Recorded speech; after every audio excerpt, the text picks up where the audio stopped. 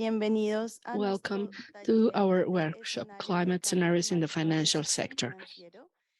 Esteemed Estimados audience, asistentes y público en general que nos acompaña in por person and via Zoom, Zoom, tenemos más we de have 60 over 60 participantes participants virtuales joining us y virtually. encantados de It is a tenerlos a todos pleasure ustedes aquí to con be nosotros here en la today sala. with you. Please be welcome Bienvenidos to a this este workshop. taller We en are donde proud and estamos we are orgullosos y excited to have you emocionados with de us contar con today. su presencia This en will estos be 2 2 days días de of trabajo intense intenso work where donde we will learn, aprendemos, understand, entenderemos and y even mejor better, aún we'll put into practicaremos practice all the todos los different esquemas de modelación models climática of y cómo climate podemos modeling and integrarlas en how los to modelos de apply them riesgo del sector to financiero. risk Nos acompañan analysis bancos, financial afores, models. We have aseguradores y banks, muchos we have otros insurers, and many están en other esta tarea. partners with us today. Contamos We have con unos excellent invitados de guests, lujo estos 2 días.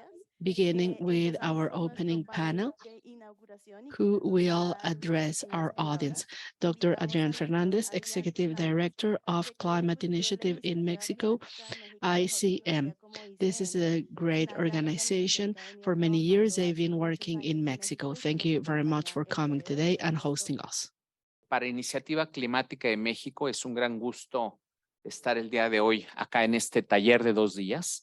It is a pleasure for ICM Mexico to be here for this workshop. I want to begin by acknowledging Ms. Mari Carmen Bonilla from the Ministry of Finance, our friend, our ally. Thank you very much for coming to be here today. The Ministry of Finance is essential for any topic that deals with climate. I want to thank Enrique Lendo, a lifelong friend, representative of the United Nations Environmental Program. He is an expert in climate change, expert in different important areas, including financing. Enrique, it is a pleasure to have you here today. Thank you very much for your attendance. I want to thank all the organizers, our friends and allies from Transforma. The LACADI program is a regional program. Initially, it was led by our colleagues in Transforma. Transforma is a great institution, a great organization in Colombia who received financing from the EG funds from the German government, who kindly invited other organizations in the region like ICM and Libélula from Peru to join them. Libélula is another group leading environmental and climate work in the region. It is a pleasure to work hand in hand with Transforma. Perdón, me brinqué aquí. Ya mencioné a IKI también, está Management Solutions, está Oliver Wyman y las demás organizaciones convocantes ya las mencioné. I would like to say a few things. Sorry, I mentioned a few organizations and wanted to thank like financing organizations, Wyman and other organizations. And I want to talk about a few topics. Financial institutions throughout the world are facing a challenge. Their task is to identify, incorporate, and spread information regarding climate risk related to investment decisions. It is important to point out that there are two lines when it comes to climate risk. There are more, but two are most relevant. For those of us on the side of science, talk about the risks of climate change impact. They are already being felt, and the change has been of only 1-2 degrees of increase in temperature, and yet that has had severe impact in infrastructure, in investment, energy, food production, and the cities. We can see manifest impacts that must be considered, and we must wear the glasses of climate impact in order or before making any decisions regarding infrastructure. We should not invest in sites or infrastructure that could be highly vulnerable to climate impact. We already know a few things that will happen and where, and we know the signs of different changes, and this has to be considered. We have to consider distance from coasts, sea level, altitude, extreme weather phenomenon, and this is one first line of risks linked to climate change. But when we go to the financial side, we have to consider risks. There are many lines of investment, many production lines that are highly exposed to climate risks in general. So if today you invest in something that will become obsolete quickly or that will be under the attack of global public policies that are working jointly to reduce emissions so that we don't go above 1.5 degrees, we must pay attention, and we must make sure that large investment institutions do not invest in the wrong places. Pressure will increase to stop financing carbon refineries and that type of infrastructure. This can also multiply the presence of assets that are just there lagging behind that will become obsolete long before their life cycle according to financial analysis made to determine whether an investment is a good one or not. So we must pay attention to all of these elements. I have already talked about the different types of risks, and we must remember that when it comes to climate policies, our country, and this is a very positive thing, Mexico in Egypt just delivered an up-to-date NDC.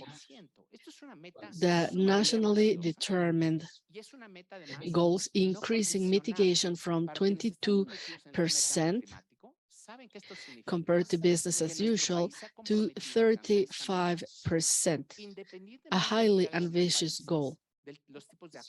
And this goal is non-conditioned. Those of you who know about climate change know that it means that our country is making a commitment to attain its goals, regardless of what other countries are doing, regardless of other general agreements, and also to its own resources to a large extent. And I'm talking about its own resources. And yes, international financing will be needed, but not loss fund financing, which is big news. Now we have to focus on the side of implementation. We have to implement the paths for the decarbonization of the country so that we can fulfill our commitment. Earlier today, my colleagues and I were talking about different climate transparency mechanisms that work in real time. So no matter where you are, you know for certain at any time which policies are being implemented by the largest countries like the G20. Mexico will be under the spotlight, and now we need actions and policies that are consistent with decarbonization. And this is not big science. It is not easy, but it is quite logical. You have an emission inventory, and each country has a different footprint because the contribution of every sector is different as well. In Mexico, as in many other countries, transportation and energy generation have the largest contribution to emissions in our country. Now, with our highly ambitious goals, we must accelerate the reduction of emissions, beginning with these two sectors. Our country also offered to double the participation of renewable energy during this decade, because we have until the 2030 to fulfill the goals for the countries in general. So now Mexico is setting even more ambitious goals, and we have to take the leap and start working. And it is urgent to adopt necessary policies that will help us attain our goals. Finally, and without going into much detail, I must say that there are many little actions that have a great impact in emission reduction, and the faster we adopt them, the better. We are also limited by time. We have to attain high-scale reductions in a short time. Every year, when we don't start our way along this path, risks not attaining the 2030 goals.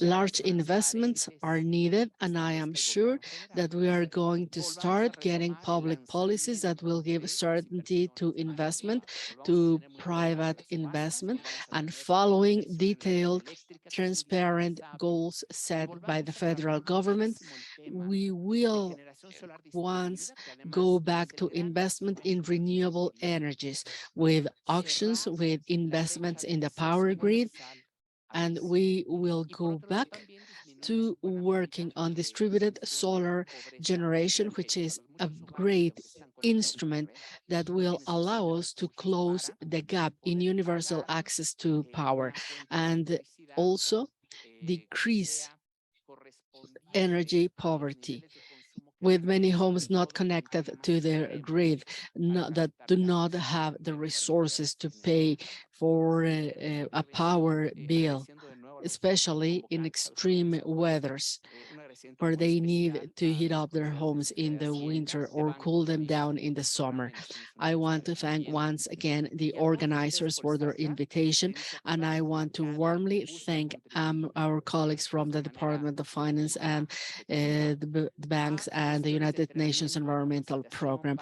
Thank you very much. The LACADI initiative wants to make an effective contribution in training so that all of these institutions that need to know in-depth climate risks can get a better knowledge of them and design better investment and institutional policies. Thank you very much. Muchas gracias, director.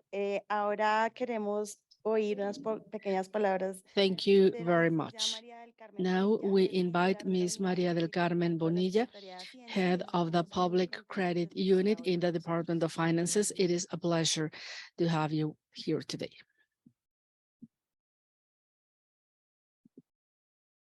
Buenos días a todos y a todos. Es un honor para mí. Good morning. I am here on behalf of the Department of Finance with Gabriel Llorio, the Undersecretary. Welcome to this workshop organized by LACADI, the Latin American Climate Asset Disclosure Initiative. Thank you very much for attending our workshop today. Thank you very much. I want to begin by emphasizing that Mexico is facing different challenges regarding climate change mitigation and adaptation, and for the protection of land and marine ecosystems. As a middle-income country, we cannot forget challenges in combating poverty and inequality, which is relevant. At G20, we have really emphasized, based on our reference framework for the SDGs related financing, saying that this has to go hand in hand with the financial aspects and sustainable aspects, especially in middle-income countries with high inequality.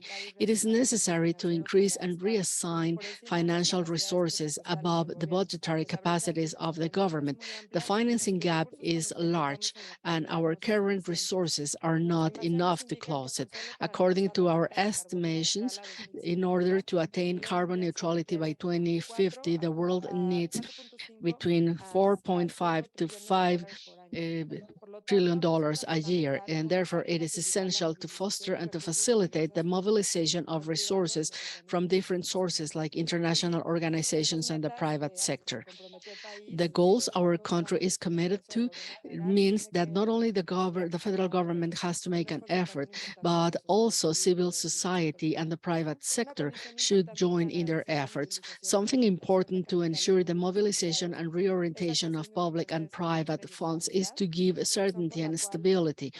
For that reason, the financial sector institutions and authority have decided to bring in social, environmental, and climate change items into the risks of faced by the financial sector and the economies globally and nationally. And this is part of the Sustainable Finances Committee with the participation of regulators, the central bank, and other entities, including the Department of Finances. According to a report from the Bank of Mexico in 2020 regarding the different opportunities in climate and environment in our country, financial institutions recognize their vulnerability to climate risks. Over 80% of the credit institutions and asset financiers know that they will be affected by different risks associated to climate change in years to come.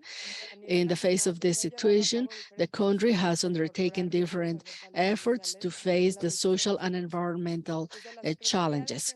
The Department of Finance has advanced in analyzing the status of environmental and social risk analysis system in developing banking and in implementation of SDG and infrastructure projects. CONSAR estimates that retirement funds must include the SDG factors when analyzing investments in variable income instruments.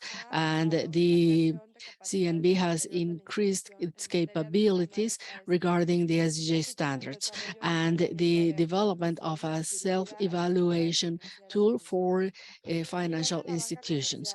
For commercial banking, the Mexican banking institution, through the sustainability protocol, has included SDG items in their decisions, and the central bank is working in the integration of climate-related risks regarding supervision, and they are also working in an agenda with the Sustainable Financing Committee in order to develop capabilities and strategies to measure risks in all financial institutions. A roadmap has been established to analyze climate risk scenarios based on the conceptual framework from the NGFS, the Network for Greening of the Financial System, which allows us to understand the physical risks and their association to climate risk and policy trends and energy technologies and user preferences, all of which can affect economy. If we do not include the risks in our balances in the long term, when liquidity pulses become smaller, risks will become bigger, and this can have an impact on banks, on financial entities, and can also generate future fiscal contingencies. And for that reason, it is important to undertake action right now. In spite of progress made in the last years, Mexican finance institutions and investors are beginning just to include these risks in their different plans. And therefore, the Department of Finances, in its strategy of mobilization and sustainable financing, has included several lines of work, including developing a work and supervision framework for sustainable finances in order to include the SDG risks. This includes creating conditions to improve transparency and availability of information, which will become essential. We don't have enough information, and we have to start building solid databases so that we can make a better evaluation of risks. And we need to adopt risk management tools. Mexico is undergoing a development process for sustainable financing, ecologically speaking, to give all the necessary tools to face the challenges of the future. There's still a lot to be done, and I applaud the initiative of this workshop, which will contribute to develop capabilities with the different actors, and it will bring us closer to our goals. Thank you very much, and I hope that you will learn and that you will be able to make a lot bigger and better contribution in the future. Thank you. Muchas gracias. Y ahora queremos dar la Thank you. bienvenida a And Enrique now Z, we que es have el Enrique programa de Lendo, Naciones Unidas para el lead Medio of Ambiente the en México, United y Nations nuestro Environmental Program in co-organizador y Mexico, co-host de hoy. co-organizer and co-host. Thank you very much, Enrique. Muy buenos días a todos y a todas. En primer lugar, Good morning. I want to begin by thanking you in name of the United Nations Environmental Program Finance Initiative. Thank you very much, our allies, for their help with the environmental program. I want to thank my friend Adrián Fernández, with whom I have collaborated in the Department of the Environment and other places. I want to thank La CADI for the organization of this workshop. Congratulations. Everything is going very well so far. And for over 20 years, I've been working in the area of sustainability. I am an economist, and fate sent me to the Department of the Environment. 10 years ago, I would have never imagined myself in a room like this room, with people coming from private financial institutions who are here to learn about climate change and different scenarios and its implications for risk management. For the last 3 years, we have seen an unprecedented evolution in the world, and it is beginning to permeate Mexico. This is not the first event like this. Last week, I didn't know if you attended the Sustainable Finance Forum organized by the Mexican Council of Green Finances, now Sustainable Finances Advisor Council. And I have never seen such high-level participants. We had the highest level financial regulators, the governor of the Bank of Mexico, even talking about climate change risks, talking about what the central bank is doing, what the heads of financial regulation institutions are doing. And we had the heads of the Mexican Stock Exchange, high-level bank officers, and it was amazing. And there was a common message, and the message was that this topic is here, it will stay. Financial institutions cannot step aside and not participate. The following day, there was another forum. SEMLA and the PNUMA financing initiative came to Mexico. This was a workshop on macroeconomic impacts from climate change for Latin American central banks. And today, we are here in the Sustainable Finance Forum with different representatives from financial institutions. Everyone says that sustainable finances is here to stay. I think that sustainable finance is a term that will surely disappear, and it will be just one more criteria, one more item in the accounting of companies, and it will not be called anymore sustainable financing, but financing, because it will no longer be something, an add-on, but a necessity, something that is essential, something that is part of financing. So I want to thank you for coming, because more and more financial institutions are now participating and talking about these topics. A very important effort was made in this workshop to bring really knowledgeable experts like David Carlin, who's participated in different pilot programs on climate risk management and climate change with banks and other financial institutions practically all over the world. He's also participated in pilot programs with central banks. And today, he is helping us in something that we are doing with Mexico's central bank for analysis of scenarios and climate risk management for financial stability in Mexico. The Bank of Mexico is developing different exercises presented every 6 years. We also have the presence of Francisco Estrada, who is the greatest expert with the most knowledge on climate change scenarios and risk management. He has developed several risk management scenarios for Mexico, and he's also very knowledgeable, not just in the scientific and climate side, but he can translate this into costs and finances, and he's going to present us the advancement made in Mexico's climate change scenarios. We also have the participation of Oliver Wyman, Management Solutions, who have been helping with training in financial institutions throughout the world, applying this climate risk analysis.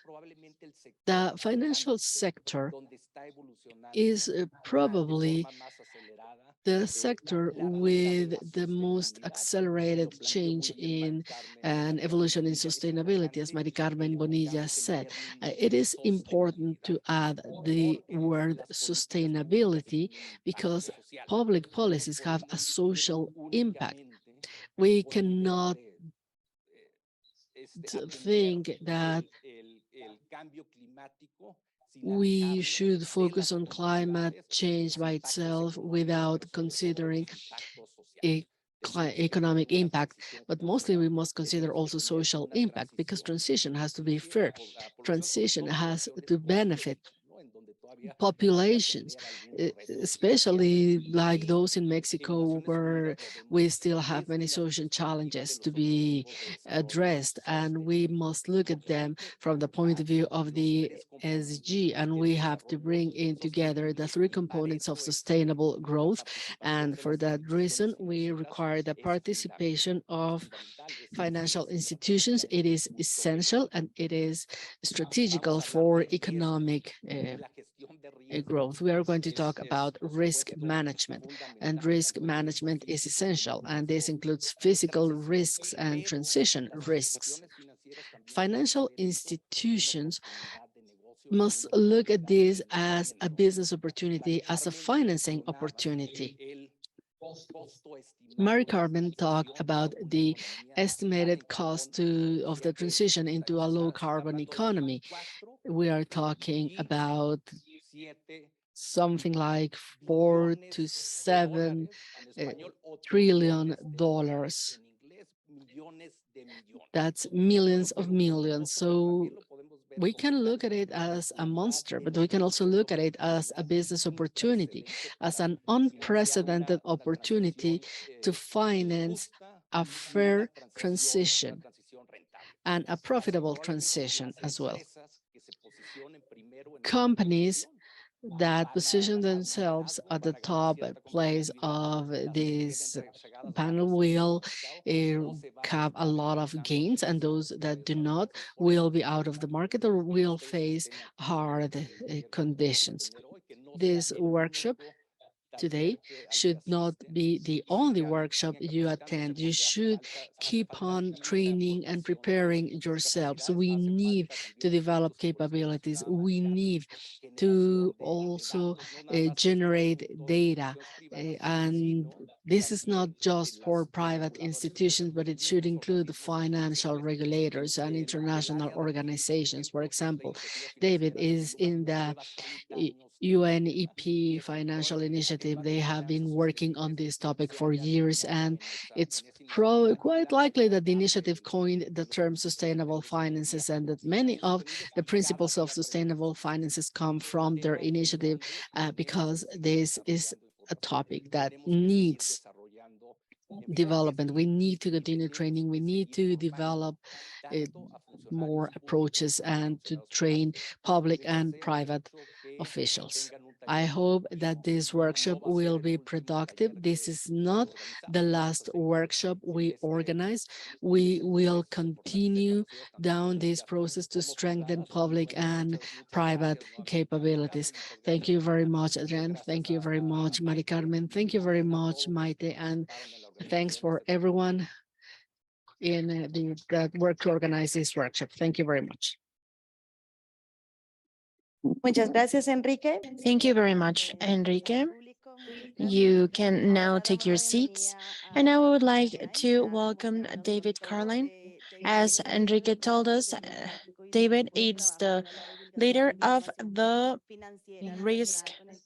financial risk programs related to climate with the UNEP. He currently works with over 50 financial institutions worldwide in pilots of how can they include climatic risks within the decision making. And his team works with a rather large supervisory team that helps them spread the best practices in these regards. It is important, it is worth mentioning that we're here to assess or to review risk and opportunities from climate change in financial environment. It's not only about risk, but also opportunities. And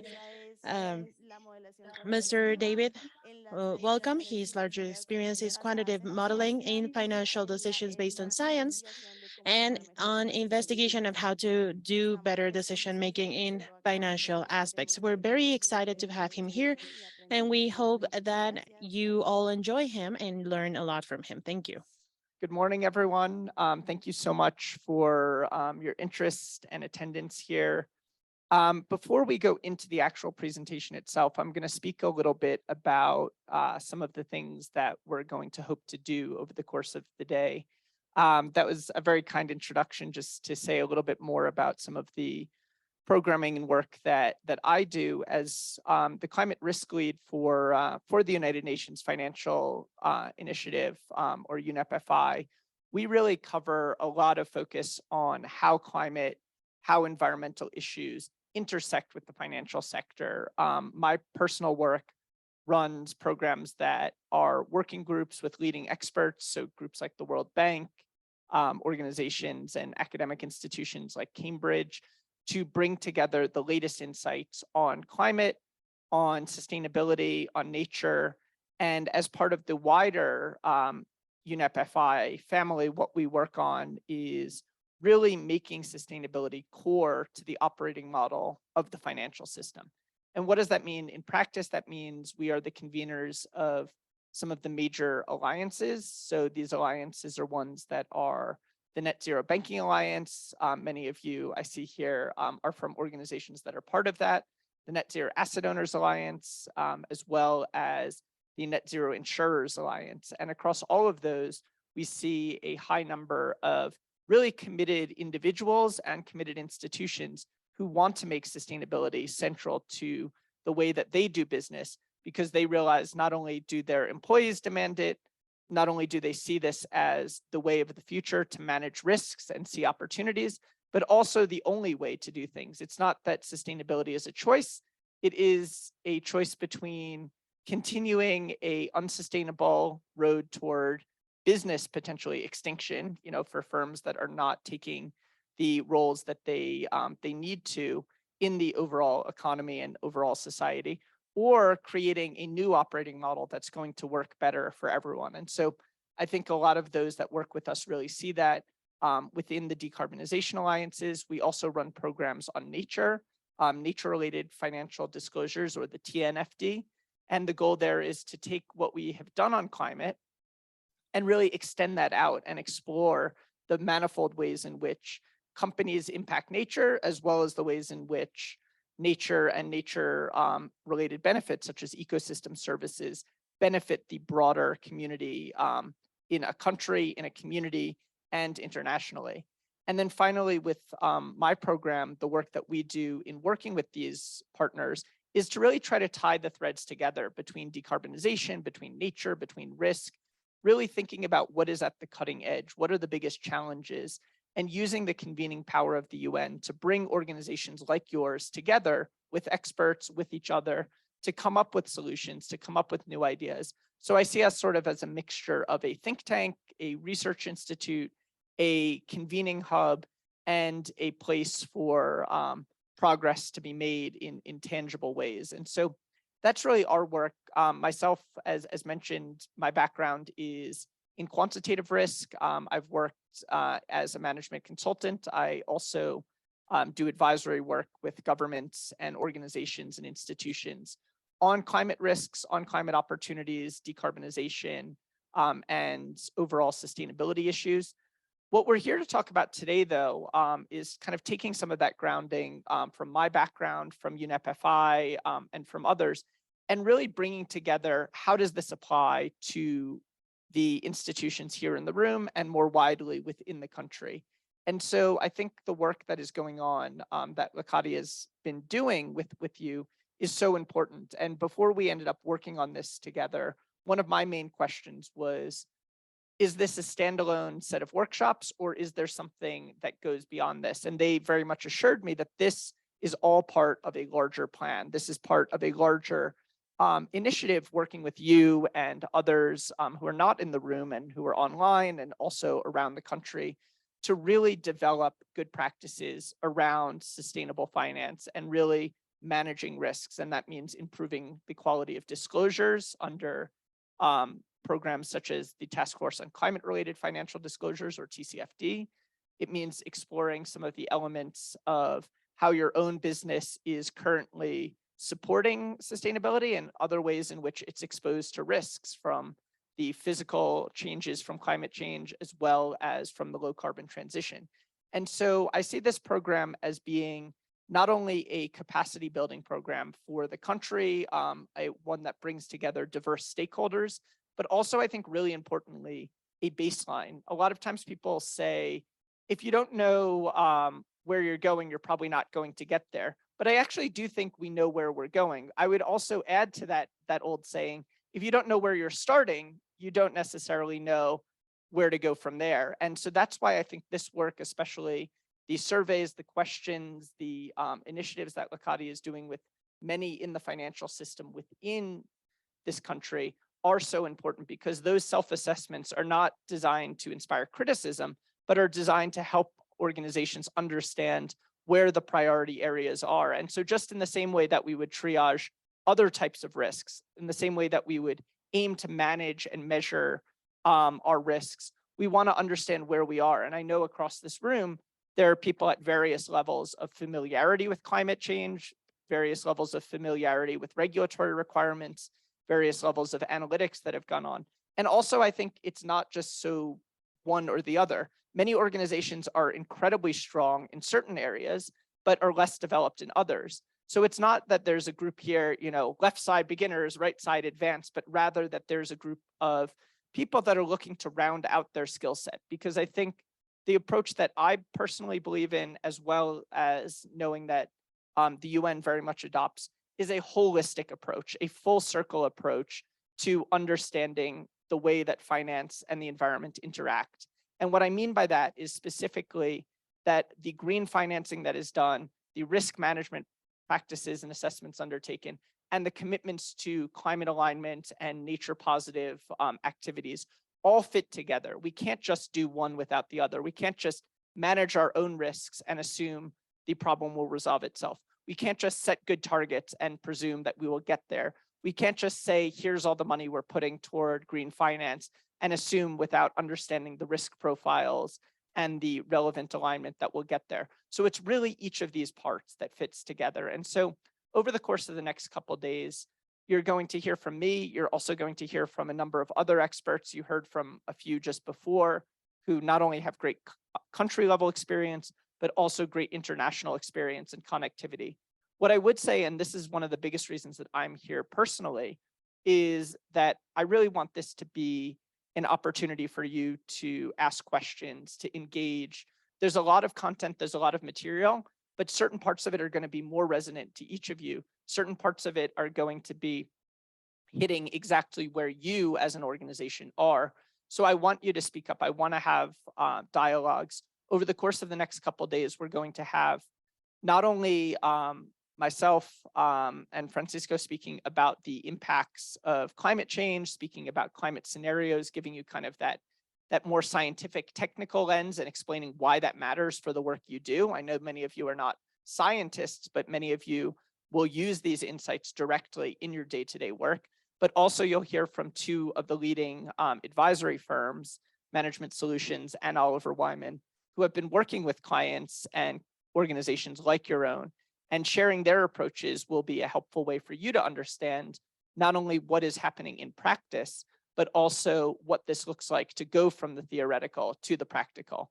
And to support that, we'll have two live activities that we'll do with the groups. So in addition to asking questions, as I said, please ask your questions. We have some extra microphones around. So as I launch into my presentation, I'm going to take some natural pauses. And I do want people to raise hands in the room, ask questions, because the difference between what's on the page and what you're going to hear is really up to you. It's really up to what questions you want to ask. It's really up to how do you make this most relevant. We've done our best in preparing for this session. We've done our best in getting things ready to make you able to have a productive and valuable 2 days with us. But there are going to be specific things related to your work. There are going to be personal questions that you're interested in, and we want to answer those. That's why we are physically here. That's why, we're not doing this as a recording. We're not doing this separately. And that's why you've come here as well, is to meet us, to work together. And then I said at the end of this, to really see a path forward, to see these exercises as kind of a starting gun on many of the analytics activities that you will undertake. Some of you are already somewhere on that course, somewhere going down that road. But for others, this will be kind of the kickoff point to say, from this point forward, your questions around disclosure, your questions around assessment, these are all going to build up. And so I want you to, see this as a way to boost that knowledge. And also I see everyone here as being the points of the spear within their organization, being the real vanguard, the leaders within the organization that are going to actually not only start assimilating this knowledge, but start distributing it as well. It's always going to be easier to work within an organization than without. That's why I found it so fruitful and so valuable to work with many of you organizationally and individually, because you are the ones that then speak to your chief risk officers. You are the ones that connect and present at your boards. You are the ones that think about what types of metrics based on what you've heard others are using. These are the kinds of practical experiences that I want everyone to kind of feel that they are equipped to bring and that they have the knowledge to do so. And so as we go on, please ask questions, please join us in conversation. But we're really delighted to be able to bring you this workshop, be able to share with you a number of insights. And over the course of today, just to give you the run of show, you may have seen it on the presentation before, but what we'll be doing first is talking about climate science and kind of crystallizing why climate science matters, what the latest science says from the Intergovernmental Panel on Climate Change. And I think that that is both professionally relevant as well as personally relevant as citizens of this planet. And then finally, after that, getting into why that connects to risks, both physical and transition. What do we mean by those two types of risks?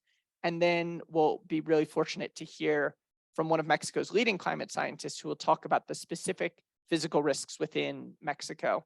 Then we'll go into an activity talking about your own identification of those risks. And then subsequently, we'll look at some assessment approaches. And so for those final two pieces, Management Solutions will be leading on those. Today is really a physical risk day. So we're going to be talking about physical risks, why they matter, what impacts they have. Tomorrow, we'll be talking about transition risks. Those are the risks that are caused by getting to net zero, by making the transition to a low carbon future. And we'll be having Oliver Wyman lead the exercise there and talk about their methodology and approach. I'll talk about some of my work with some of the scenario modelers on what we've learned and what we've understood from the latest assessments. But ultimately, this really is an opportunity for you to engage with these topics today on physical risk, tomorrow on transition, and in doing both of them, putting together how they affect the risk profile of your clients, of your portfolios, and your organization as a whole. So with that in mind, I'm going to begin with the presentation itself and talk a little bit about some of the things that really are, in my opinion, core to understanding climate and understanding why climate risk and climate change is happening. But even more than that, understand how each of these pieces of science should link directly to an element of the financial sector. And so while we go through this, ask questions about the science, ask questions about the developments, but I'm going to continually try to tie it back to the work that you do to give you just a better sense of what that work looks like, as well as what some of those challenges are. So to begin talking about climate change, I think probably the most natural place to begin is with why is climate change happening and how is it happening? And while this may seem like something that we would talk about in a high school science class, I think it's actually highly relevant for financial professionals. And the reason it is that the solutions that we look for climate change, the challenges in terms of activities that contribute to climate change, all really boil down to this idea of a carbon cycle, all really boil down to a planet that is out of balance.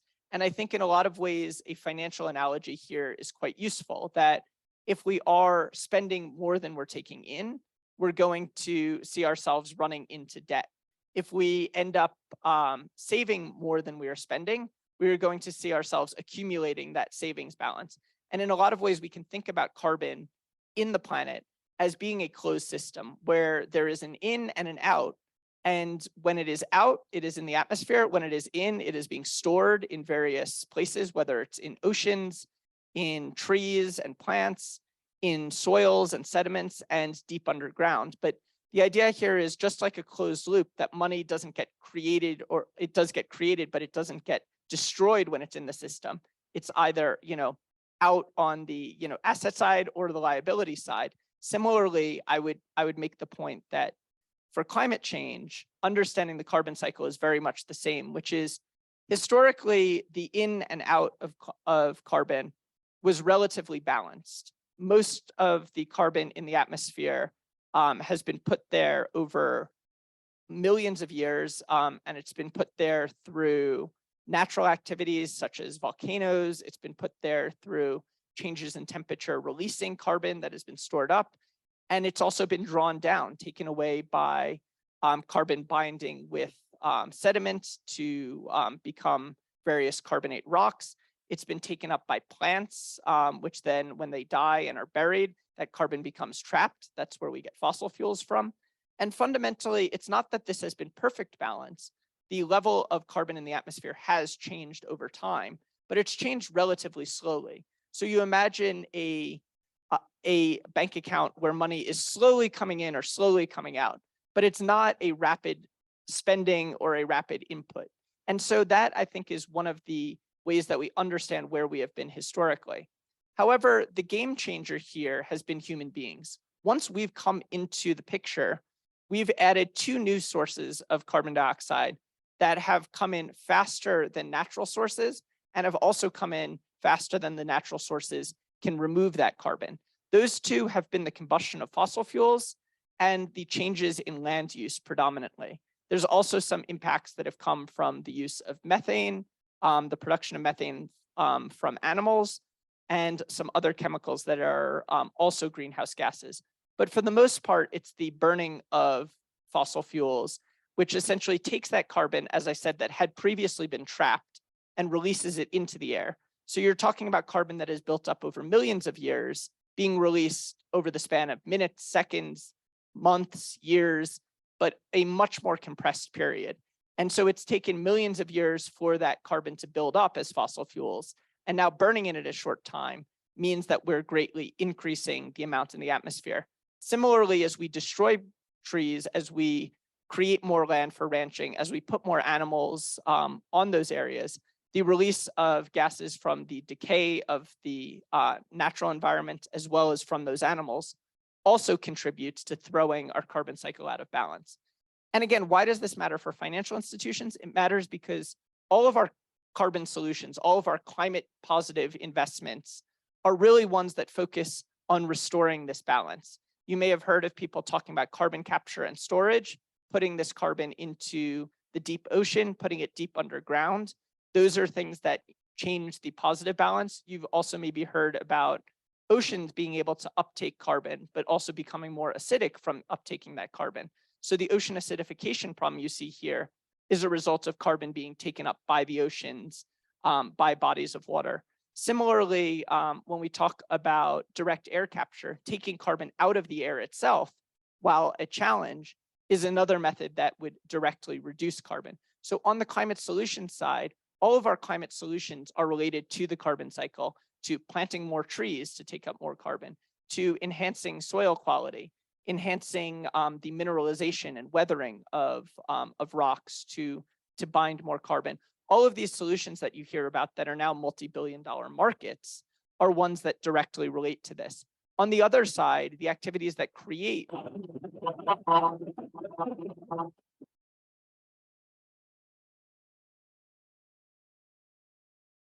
So it was nice being here.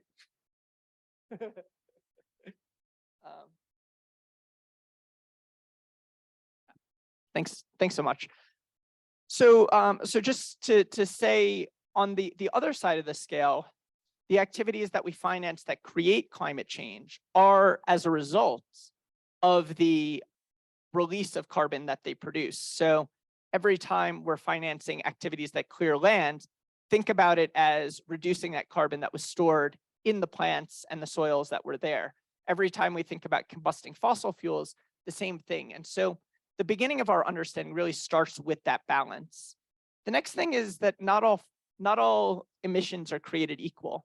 And so a lot of people are interested in this question, and I'll just spend a few moments on it because it's really about how does climate change actually result in, or how do emissions actually result in climate change? And the answer here is that from a scientific standpoint, it's relatively simple. If you think about the Earth as just simply a sphere floating around space, it's being warmed by the sun, and that warming of the sun would warm it up based on how powerful the sun is and how much radiation the sun is providing to the Earth. However, when scientists in the 18th century looked at this and they did the calculations just very simply, they realized that actually the Earth should be too cold. All the water on Earth should be frozen. And they said, well, clearly that's not happening. We live in nice warm places like this. We even in colder places have summers. So something must be going on. And so they recognized over 200 years ago that something was keeping the planet warmer than it otherwise would have been. And that something is in our atmosphere, and that something are greenhouse gases. And so the way those greenhouse gases function is very much like a blanket over the planet. So the heat comes in, but just as you'd imagine heat radiating out from your body when you're wearing a heavy jacket, the heat doesn't come out. And so the idea is that more heat being trapped, some of it still leaves, but the thicker that blanket is, as you know, when you're under those covers, if it's just one sheet versus a heavy cover, the more covers, the warmer you're going to get. And so each greenhouse gas plays a different role in warming the planet, but all of them function in the same way. And so whether it's carbon dioxide, methane, nitrous oxide, F gases, as they're called, which are called fluorinated gases, these all play the same role of increasing the strength of that response. And so when you hear people say, this is a really powerful greenhouse gas, what they mean is it's contributing a lot to the trapping of more energy. And so when you talk about what are the priorities for you as an organization or for your country or for the planet, the reason you've heard a lot of discussion about reducing methane is that methane is a much more powerful greenhouse gas in the short term. And so the big question that people often ask is, what actions can we be taking now? And the answer is, in limiting greenhouse gases, especially those that only stay in the atmosphere for a short period of time, what we're going to be more likely to do is limit the warming, because it's similarly like taking a layer off from our blanket. If we keep adding more layers, we're going to keep getting warmer and warmer. And so it's important to think about that each of the activities is really asking a question of, are we adding a blanket or are we taking off a blanket? And we're never going to take off all the blankets because we want some CO2 in the atmosphere. It's what plants need, but that level that we need is actually a lot lower than the level that we have now. And to show this, as I said, the warming has really been absolutely unprecedented. This is, I think, one of the more remarkable charts that's come out from climate science over the last centuries. And that's this chart, which is called the Keeling Curve. So Charles David Keeling was a scientist in the United States. And in 1958, he set up a laboratory on Mauna Loa, the island, the volcano in the Hawaiian Islands, which has some of the clearest air because it's thousands of miles away from other land masses. And so what he did was he tested the concentration of CO2 in the air over and over again, day after day, month after month, year after year. And what he saw was, despite thousands and thousands of years of relatively stable levels, somewhere around 250 to 280 parts per million of CO2, as he began his work, he saw those rates begin to rise from 300 to 325 to 350. And what's even more concerning is the way that this curve bends up. And what you see on the right-hand side is that our rate of increase, the amount of parts per million that we add each year, is increasing at an ever faster rate. And while this looks like something that might be just a normal upward trend, when we consider it in the long context of thousands and thousands of years, even millions of years, the fact that we have increased carbon dioxide by 50% over the last just century really indicates that something unprecedented is going on. This is the way I explain it from an energy standpoint, is kind of like the difference between a campfire and an explosion. They might both release the same energy. You might consume all of that energy and release it. And one can be nice and warm and burn over the course of a few hours. One can be explosive and dangerous over the course of just a split second. To biological systems, to the climate system, to the planet overall, what we are doing in warming the planet is very much like setting off the equivalent of a climate bomb. There is very little way for animals, for the physical systems to adapt to the rate of warming. This 50%, as I said, while it seems modest, is 2 orders of magnitude bigger than any shift we've seen over this period of time. And you'd have to go back about 115,000 years to see levels of CO2 that are comparable to today. So the idea here is that we've entered not only an unprecedented period of warming and of emissions, but one where each of the areas of emissions, each of those major greenhouse gases has been warming over time. And this is, I think, one of the most important pages to show, is that different greenhouse gases are rising at different rates, but all of them are continuing to rise. And similarly, if we are digging ourselves a hole, getting back to that financial analogy, if we are digging ourselves a hole by getting into debt, the deeper into debt we go, the more we're going to have to claw back just to get to our break even. And so similarly here, the longer we go with emissions, the more we raise the temperature, the more steep and dramatic those cuts are going to be. And tomorrow, when we talk about transition risk, a lot of the reason we have the transition risks we have is fundamentally that we keep pushing up and up and up, when instead we need to be going down and down and down with our emissions. And as that warming increases, as we put more of these into the atmosphere, as the levels of them rise, we need to reduce them even more. So there's a good study that shows that had we started really reducing emissions in 2000, we'd only need to be cutting emissions by about 2% per year. Now, if we wanted to cut emissions to get to a 1.5 degree target, we would need to be cutting them by about 8% per year. The difference there is between a modest decrease and a steep annual fall that needs to be repeated year in and year out. And so what we're really seeing here is asking a question for our own organizations, because within all of these big numbers are the actions of every individual country, of every individual private firm, and even of individual consumption. And so as our consumption rises, as our emissions rise, we ourselves are also going to need to skate down that steeper and steeper slope in order to get back to carbon neutrality. And so this is one of the big areas where I think we really need to appreciate the extent to which the challenge is multiplied by the continuing emissions of fossil fuels. And what have those emissions done? Well, those emissions have already warmed the planet by about 1.2 degrees already. And what we see here is that we've really stacked the deck in terms of warming. Normally, climate is variable. And so if we don't put any pressure on the climate system, over a short period of time, climate varies. It can be warmer than the average, colder than the average.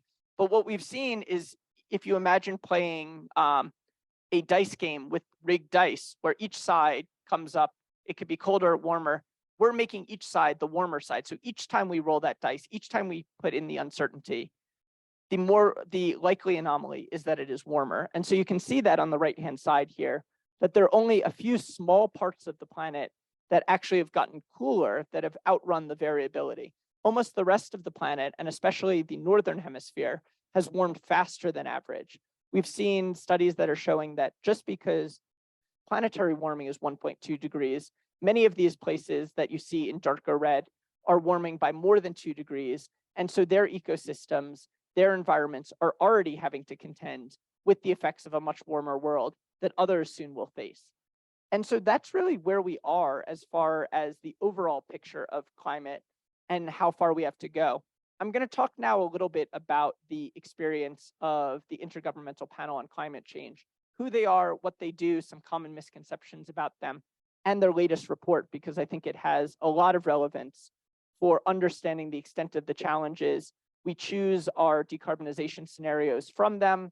We choose our climate physical risk models from their assessment reports. So they are kind of the underlying research area and data source that will be helpful in explaining how all of the things that I've mentioned actually appear in practice. So before I go into that though, let me just pause to see, any of the overarching questions around climate that you might want to ask. And I think we have another mic, or maybe.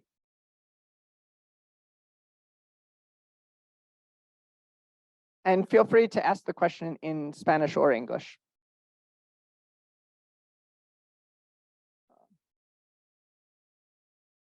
Any questions across the group?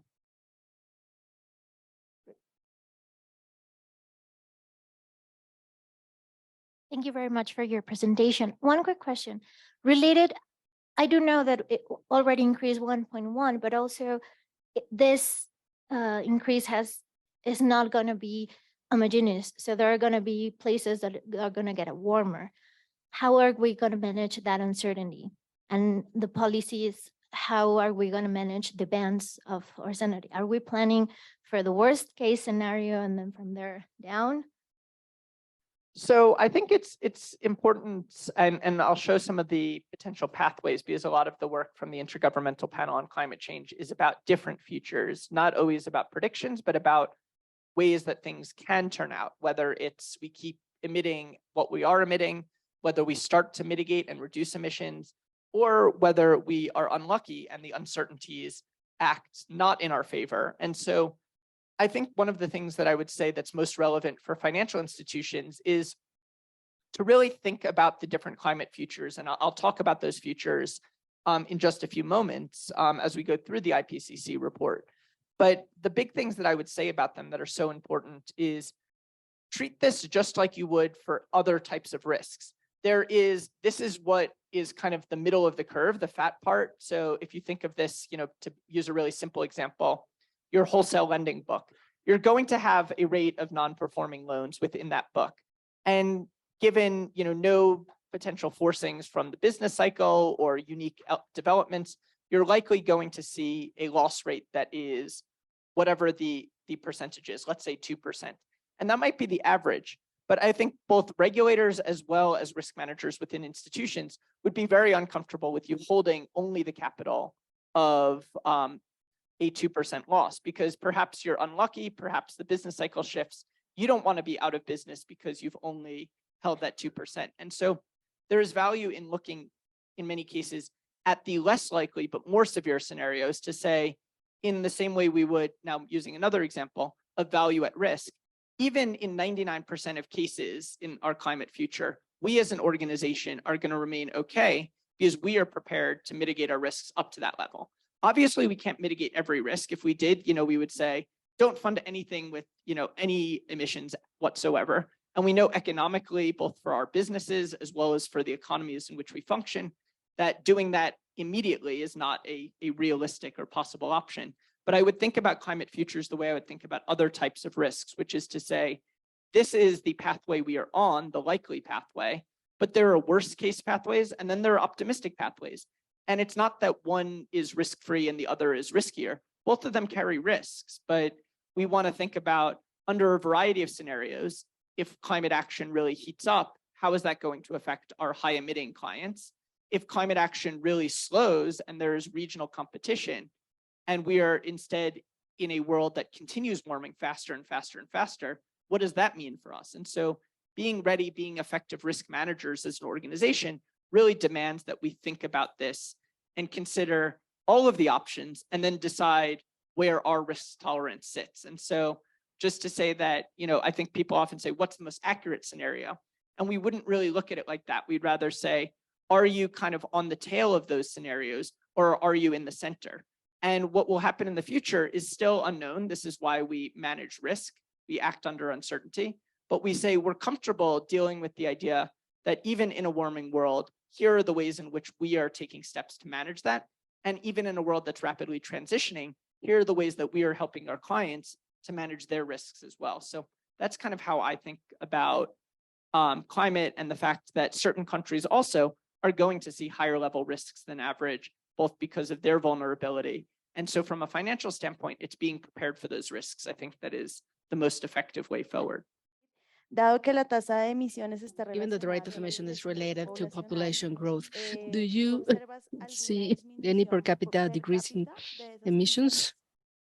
So this is obviously a very controversial area, because the relationship between demography and environmental health is something that has had a lot of negative effects over the long period of history, whether it's people imposing controls on other people's ability to have families, whether it's on criticisms of certain populations for being the ones responsible for causing the climate crisis or environmental degradation. And so I will speak to this, to the best of my knowledge, from the science, from the facts of demography, and from the reality. So during COP27, just last month, we surpassed 8 billion people on the planet. And the idea that there are 8 billion people on the planet is both remarkable and somewhat frightening. But what I would say, which I think should be really reassuring, is that population trends are reaching a point where more and more nations are getting to a level of replacement rate for fertility. So populations are beginning to grow more slowly. And you can see this in the time it's taken to go from 7 billion to 8 billion people versus from 5 billion to 6 billion and 6 billion to 7. We are beginning to see a leveling off in the growth rate. And why is that happening? It's happening because the world is getting wealthier, because more children are surviving, and because people are living longer. So we are seeing a world that is healthier, that is longer lived, and that is overall wealthier. Those are all good things for human development. And I would argue they're good things for the climate as well. And here's why. The reasons I think they're good for the climate are, first, that having a natural balance in birth rate and growth means that we don't continue growing unsustainably, but each nation and each individual makes choices that are right for their economic circumstances. And we see this now when we look at, say, the birth rates in Mexico versus what they were 50 years ago. We see this in looking at what the birth rates were in South Asia versus 50 years ago, that as nations grow, those birth rates begin to slow, people become wealthier, and they also become more urbanized. So they end up using relatively less land per person. They do require more energy. But what I would say is that the second point on why this is a good thing is that the energy use is not going to be affected by the places that have the highest populations, that are the poorest places, adding a few more people.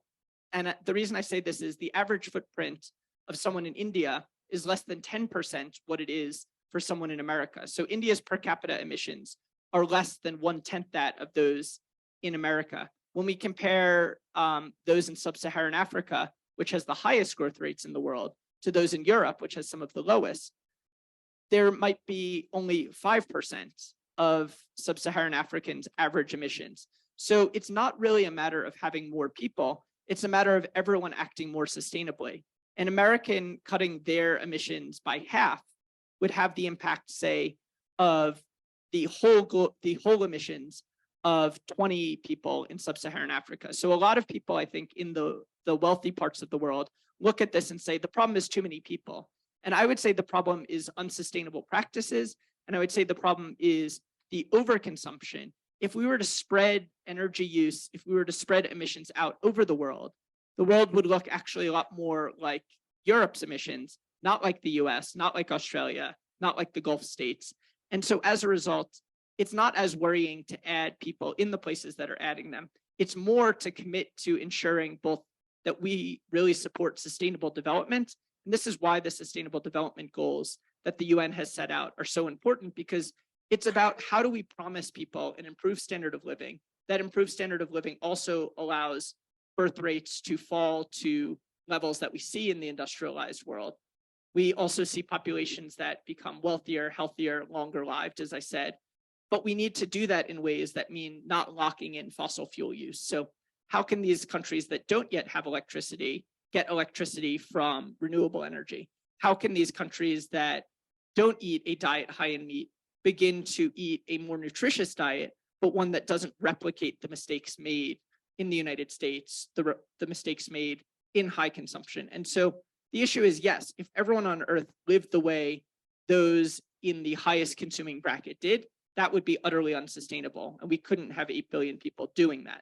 But that doesn't mean that we can't have 8 billion, 9 billion, 10 billion people living very good lives, in many cases, much better lives than they are living now, in a far more sustainable way.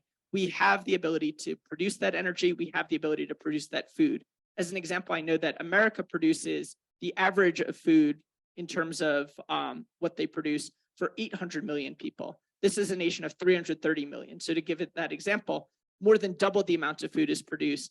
Much of that food then goes to feed animals. Much of that food goes to bioenergy. So the idea is, when we are less wasteful, when we are more sustainable, the number of people that we can support is actually quite high. And I think those that look at, continuing growth should look at that leveling off in many countries to say that growth rates are not going as fast as possible. And in countries where they've tried to manage growth rates of population, it's rarely been effective. Either government incentives have been a waste of money, or they've actually resulted in population crises where we've seen the treatment of female children being a big human rights issue, or we've seen the fact that these societies become top heavy with older people and not enough younger people. So I would say the natural trends in demographics and development are working in our favor here.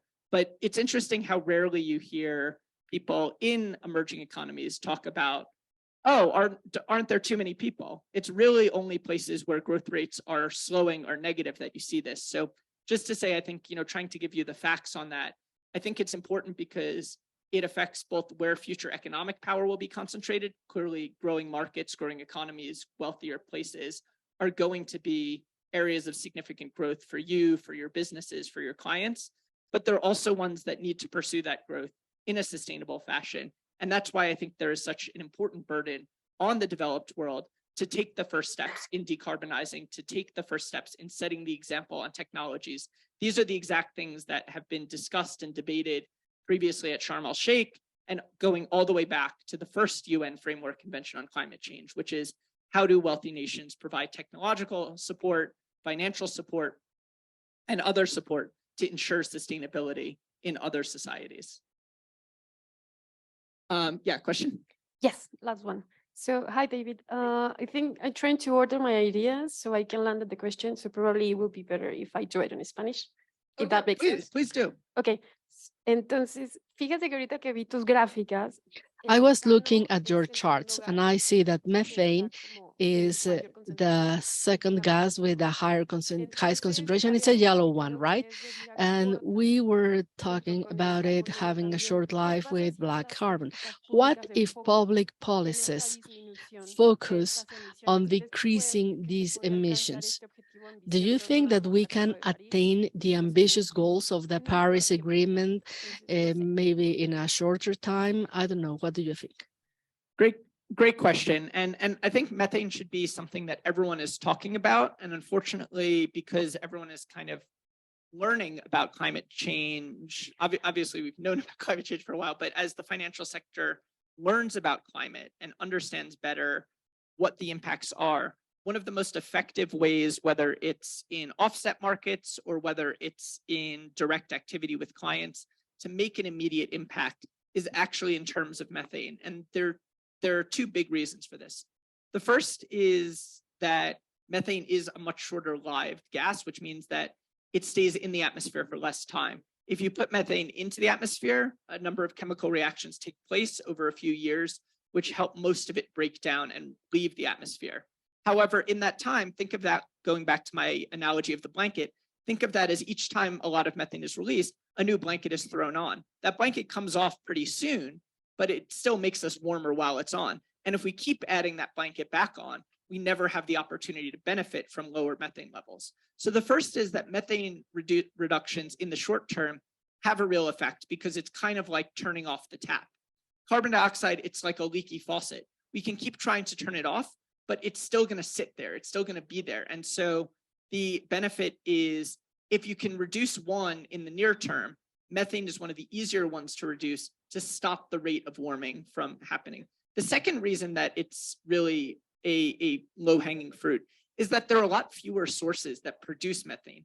Almost every activity we do produces carbon dioxide in one form or another. We need it for power. We need it for when we clear land. We need it when we are using transportation, for heating. Most of our energy system, unfortunately, is fossil-based.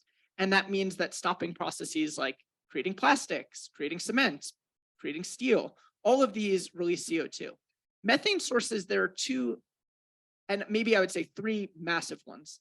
The first is the disturbance of natural ecosystems where stored methane exists. And those are things like permafrost. Those are things such as aquatic and wetland ecosystems. So the disturbance of those systems allows methane to be released in relatively high levels. So avoiding that disturbance is one thing. The second is through animal husbandry, livestock, specifically cattle as the main source. Cattle production is one of the major sources of methane. And so shifting away from that or shifting cattle to diets that reduce methane are really effective. And then finally, the fossil fuel industry itself, leakages in the production of natural gas and the combustion of it, things sometimes termed flaring, where that gas is burned off as it's being released. These are activities that if we can really get the fossil fuel industry down to zero leaks, we are going to see a lot less methane in the atmosphere. And so that means that if you're working with agricultural clients, it's about how to reduce the footprint of those herds. If you're working with fossil fuel clients, it's about how to stop leaks and really get leaks to zero. And if you're working with firms that are developing areas of the global ecosystem that are methane stores, figuring out how to preserve those stores, because that release of that methane is a real carbon bomb in terms of our climate. So I do think methane has a lot of promise. It buys us time, to be honest. As I said, it's hard to decarbonize. If it were easy, there are so many smart people working on this. There's so many organizations. If it were easy, if it weren't so tied up in so much of our economy, it would be a lot like what we saw with ozone depleting gases. There are a few of them. There's a few companies that make them. There are a few sources. We make rules on them and we limit them, and that's kind of it. And we've been phenomenally successful. The hole in the ozone layer that many of you may have heard about in the 80s and early 90s has largely been alleviated due to the actions. We can do a similar thing on methane. And what the benefit of that is it buys us time on CO2. We know where we need to go on CO2 and we're working on it, but we need to, have that time. And the goal is that CO2 emissions are harmful, they're long lasting. Anytime we can avoid putting them into the atmosphere, we should. But that blanket of methane, if we can take it off, it will buy us a decade, maybe even more than a decade, to keep temperature rise from getting too high. So it is strategically, if you're looking molecule by molecule to tackle methane, is a really good first step. Unfortunately, we can't do it one after the other. We have to do it in parallel to reducing CO2, but it is one of the things that is probably the most impactful on what the global temperature is over the next 10 years, next 20 years, and so on.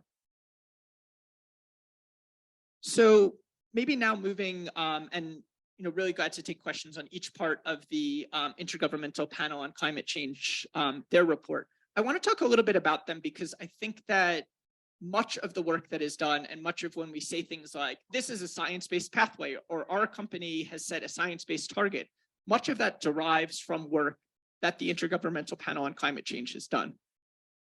So the Intergovernmental Panel on Climate Change is kind of an interesting organization. And why it's so interesting is that it really focuses specifically on how to reduce emissions, but also on what the state of the global climate science is. So it was set up by UNEP, the United Nations Environment Program, as well as another UN body, the World Meteorological Organization.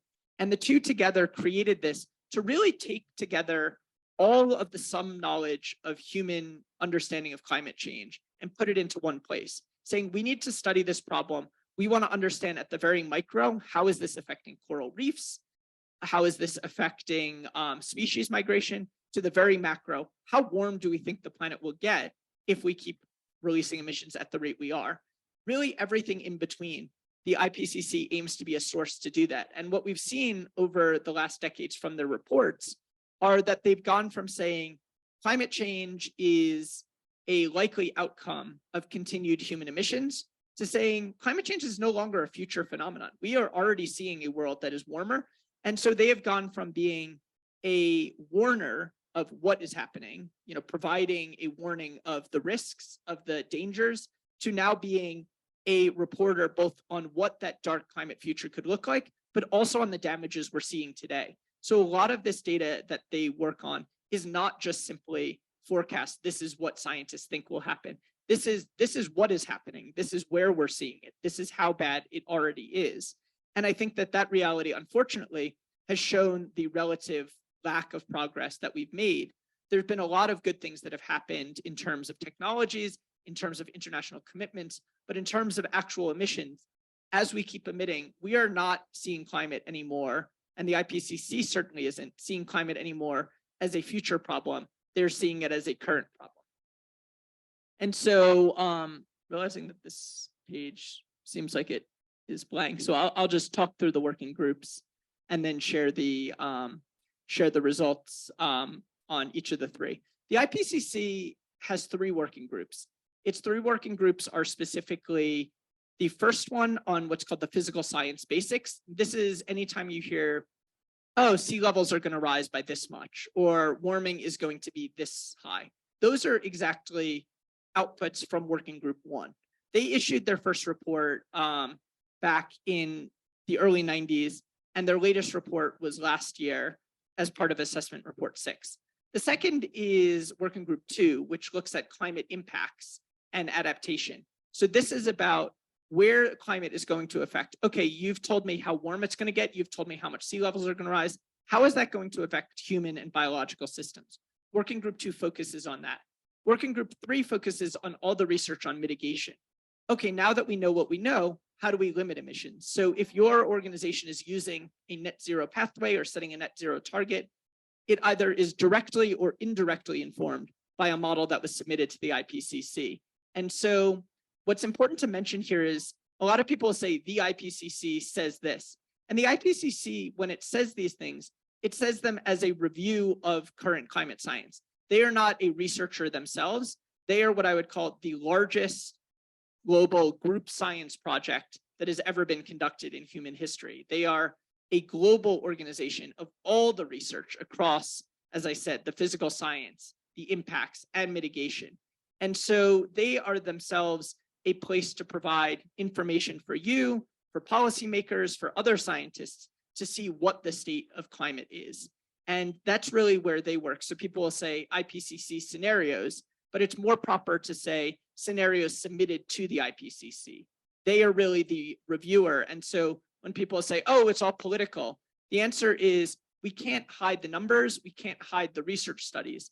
In some cases, the IPCC, if anything, tends to be a little bit less alarmist than average because it is bringing together all of these different sources. You can find within the IPCC significant risks, significant potential for catastrophic impacts, but those you may see as more outliers. And so it's our choice as risk managers to try to understand not just the mean impacts, but also some of the growing impacts. And so, as I said, the latest IPCC report was published in 2021 and earlier this year. It really looks at a world that is already warming. It looks at a world that is experiencing climate change firsthand and a world that is aiming to adapt to climate change. So all of the good things like the deployment of renewables, all of the bad things such as continued emissions and production of coal, all of those things are what they're trying to capture. What does this lens look like today? As well as what are the many jumping off points that we as managers of our own risk, those understanding policy, can look at to then begin to base their decisions. And so, as I mentioned, physical science, impacts and adaptation, and then finally mitigation. And so what's really coming out of the physical science? What we're seeing is that we are in a world that is rapidly warming. We're in a world not only that is rapidly warming, but that we're expecting to see temperatures above 1.5 degrees by the early 2030s. An important note here, a lot of times people say, what about our 1.5 degree target? Is that dead? Should we forget about it? Importantly, the IPCC considers pathways based on what temperature they get to by 2100.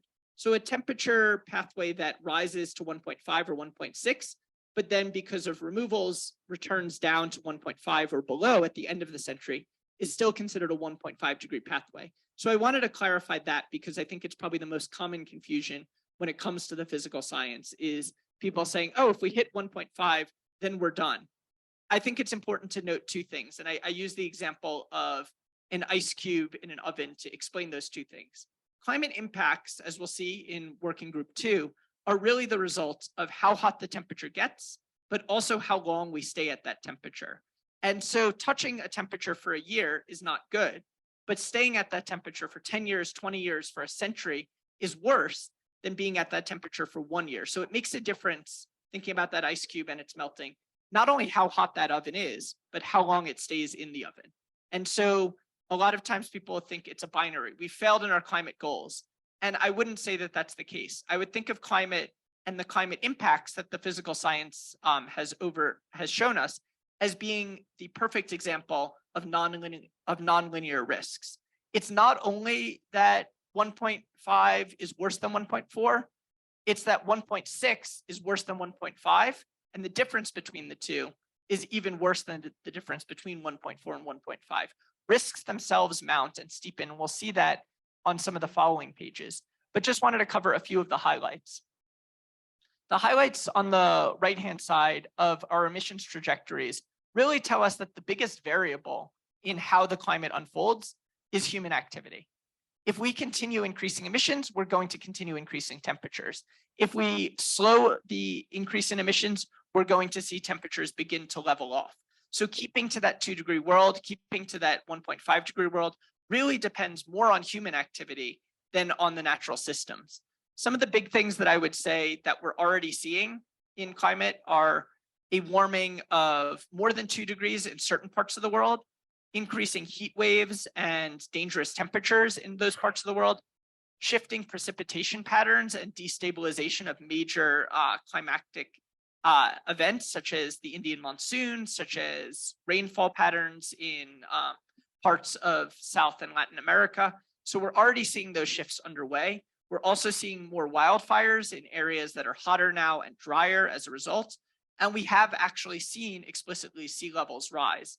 And so just to show what this means, that's the global perspective, but on more of a regional level, this is obviously a very stylized map of the world, but you can see in each of those hexagons, different regions. And for all of them, not a single one has seen a cooler temperature between the reference period in the 20th century and nowadays. And so we see a world that is universally in the habited areas, a warming world. And we also see a world where those warming impacts are beginning to accelerate. And they're beginning to accelerate in terms of the rate at which ice melts. We're seeing record ice melts in the Arctic, as well as the potential destabilization of glaciers in Antarctica that could raise sea levels by multiple feet by the end of the century. We're also seeing a significant increase in extreme heat, especially in areas that are susceptible already to high temperatures. This is, I think, an example that should be very familiar to financial actors, which is that we're seeing a shifting baseline. We're seeing the idea that risks become more severe and more likely as that distribution of temperatures begins to spread out. So think about this like negative outcomes. It's a lot more concerning if you have a fat-tailed distribution. You have one where those dangerous risks are somewhat likely than one that is a very tightly matched distribution. So what is climate doing to temperature? What is it doing to physical changes? It is both pushing that distribution toward the more extreme and it's spreading it out. So things that were very unlikely now maybe are just slightly unlikely. Things that were seen as above average now are the average. And so a lot of times people say, well, what's the big deal about 1 or 2 degrees? And it's this change in the distribution. It's the same as if you imagined your clients suddenly are a bit riskier, but not only are they a bit riskier on average, but their fragility has also increased. So the potential for an event to knock many of them into default is also higher. That's kind of the climate system that we're talking about using that financial analogy. We have a more fragile climate system and we have a climate system that is in worse shape overall. And so as a result, we see more damaging effects and we see the likelihood of those effects coming out more frequently. Climate change has already created millions of either climate-related migrations where people have had to leave their homes due to extreme storms or flooding that have been increased by climate. It's also created areas where there are food instabilities and the increase in cost of food. It's also reduced economic growth and development in a variety of different countries and contexts, most severely in countries in Southeast Asia, in Sub-Saharan Africa, and in Latin and South America, places where ecosystem services are particularly important. Biodiversity and nature loss that has been accelerated by climate change has had real negative impacts and implications. In addition, the effects that we're also seeing major divergences and inequalities in adaptation. We could see that sea levels may rise by the same amount in 2 places. Let's think about Belgium and Bangladesh, but the adaptive capacity in each has a huge impact on not only the economic damages, but also the lives and livelihoods that are affected. So really seeing this as not only a question of climate, but also of global inequality, a question of resource provision and services that need to be understood, and then vulnerability. As temperatures warm, more and more people are exposed to food insecurity, more and more people are exposed to dangerous heat, to home-destroying storms, to supply chain disruptions, and more people are forced to leave their homes, creating potential instabilities in the neighboring countries, as well as potential conflicts over resources.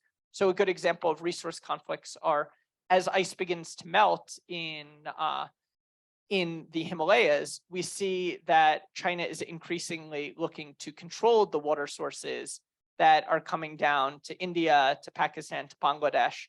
And those countries themselves, India and Pakistan, have fought 3 wars over water over the past 60 years. And so the Indus Waters Treaty from the 1960s that aims to guarantee equitable share of water only exists as long as both countries agree to abide by it. But these questions also exist in places that are not necessarily enemies, but are just neighbors. And a good example here between the US and Mexico is the Colorado River. The Colorado River, before the extensive damming took place in the 1930s on the American portion of the river, used to flow into the sea.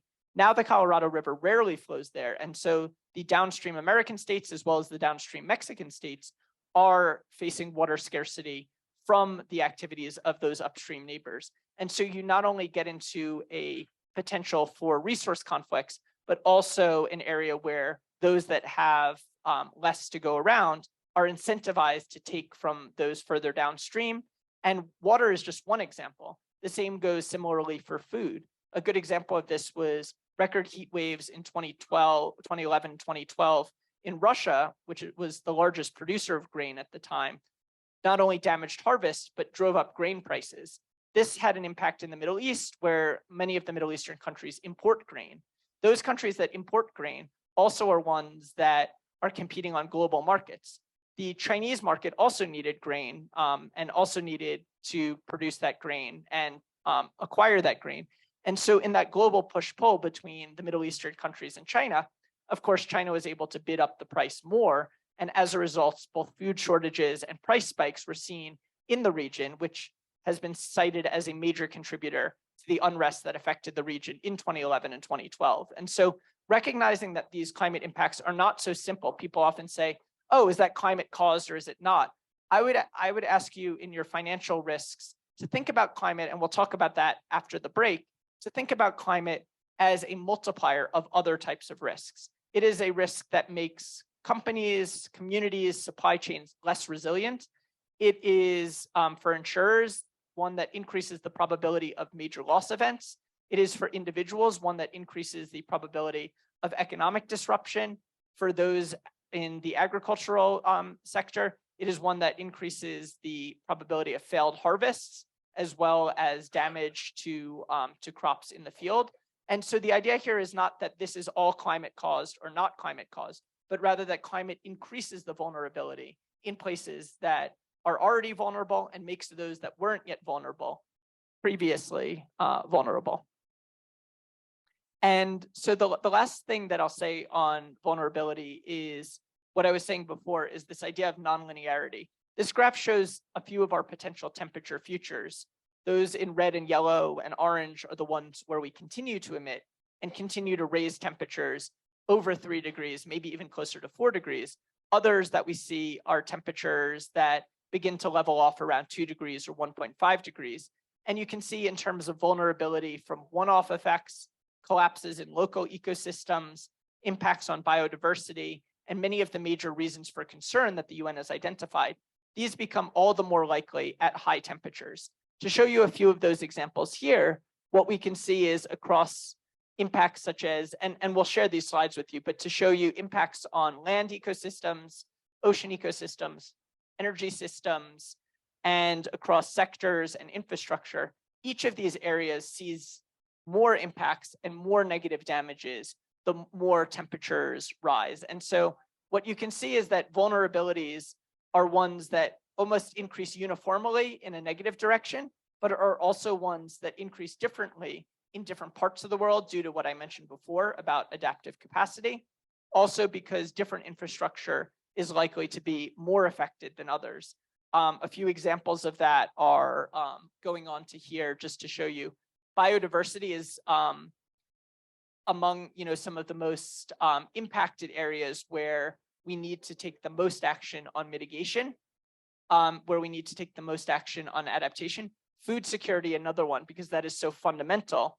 If we go to infrastructure that promotes ecosystems, what you can see here from this is that in those biggest areas, there's a need to provide reliable energy, reliable ecosystem services, and suitable food around the world. And so adaptation measures that focus on those 3 areas, energy, ecosystems, and food, are amongst the most valuable ones that we can support. And so thinking about this from a financial angle, those of your clients working on this or new strategic areas to consider can look at one of those 3 to determine which of the interventions that they're doing might be the most positive and most impactful.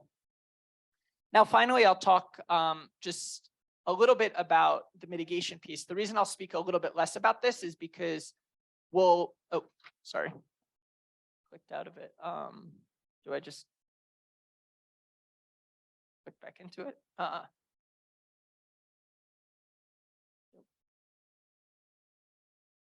There we go. And now we're back into it. The reason I'll talk a little bit less about the mitigation factors is that tomorrow, in discussing the transition scenarios, we'll talk specifically about the storylines that come out of this working group and a number of the models and modelers that submit to the IPCC that you may be familiar with, those from the Network on Greening the Financial System, the International Energy Agency, although they don't directly submit, they use a lot of the outputs and implications. The main findings here, though, are that we have a relatively small carbon budget left, which is the amount of carbon we can continue to add to the atmosphere. What that really implies is that we need to think about how we take steps to be more effective in reducing the amount of emissions we have, really aiming for about a 45% reduction to a 50% reduction in CO2 emissions by 2030 and reaching net zero by 2050. It's important to clarify, we mean net zero CO2 emissions, and that has to do exactly with the question on methane that I answered before, which is methane is shorter lived. So even if methane isn't at zero, if we stop methane later on, we'll still see a reduction to net zero because each particle of methane doesn't stay in the atmosphere as long. Each time we put CO2 into the atmosphere, it sticks around for a long time. And so as a result, what we do today matters not just for 2050, but matters in 2100, matters in 2200, whereas methane is shorter lived. So just to keep in mind, our goals are around reducing all greenhouse gases, but getting carbon dioxide to net zero by 2050. Some other important factors here are that we need to really see significant reductions in greenhouse gas emissions as well as CO2 emissions. We also need to see a real drastic reduction in fossil fuel use.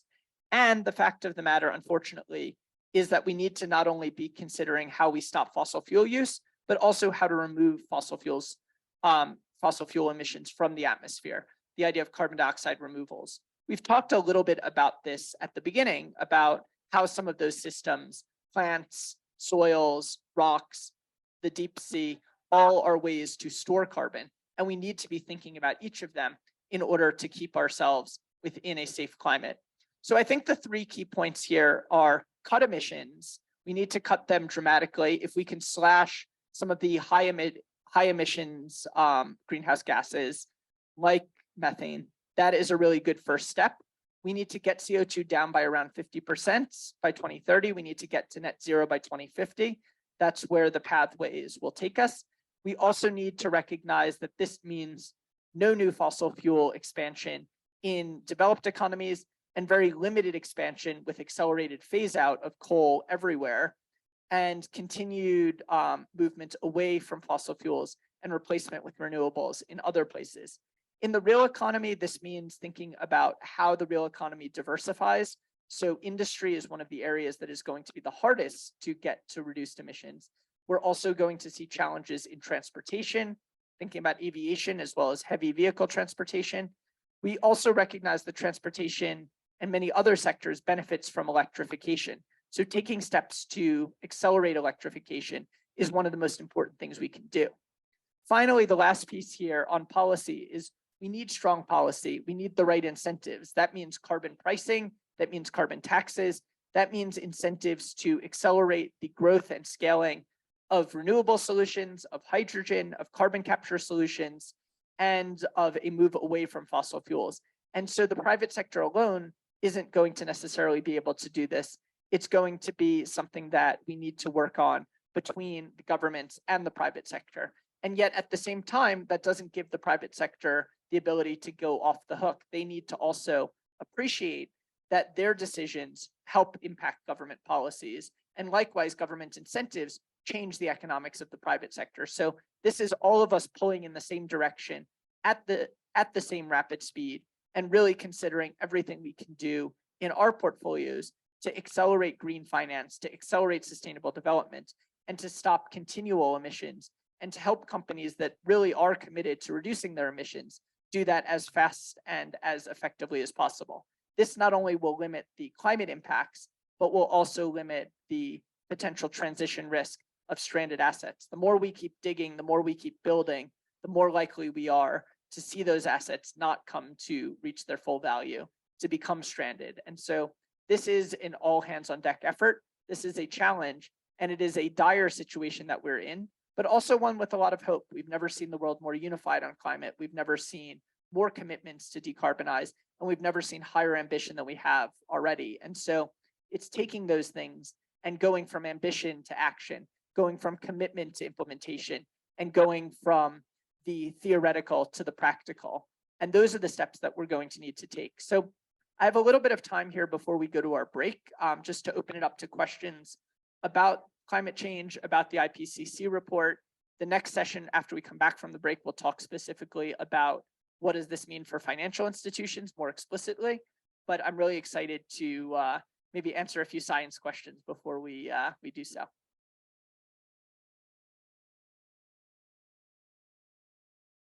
I think we have one that came in through Zoom, David. Great. Hi, David. Can I read it to you in Spanish? Sí. Regarding the methane question, is it feasible for countries to have a goal of CO2 reduction that is equivalent, or do we need to have a roadmap for every type of emission? Yeah, It's a good question. CO2, as I said, is the one that we have benchmarked because it is the longest lasting in the atmosphere, because it is the one that makes up the majority of emissions, because it's probably the toughest to stop.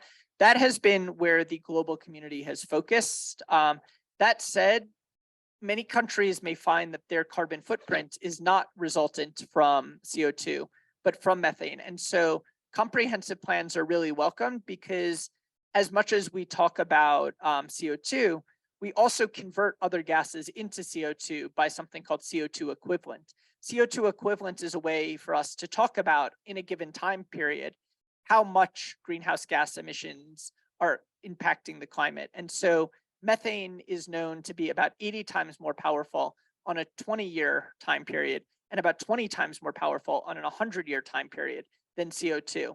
And what that means is a comprehensive plan to tackle greenhouse gas emissions should be considered, but the idea should be that reducing methane is a low-hanging fruit that will buy us some time.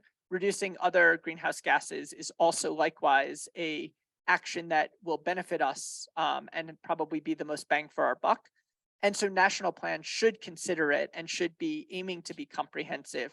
But as far as when you hear their targets, many of their targets are set to be net zero CO2 by 2050. It would be both surprising and I think disappointing for a country or a company to see methane emissions not significantly slashed by 2050. Those numbers should be going down, but they should be going down as a result of concerted action. And so just because they don't need to be at net zero by 2050 doesn't mean that they don't need to be aggressively tackled within the country plan.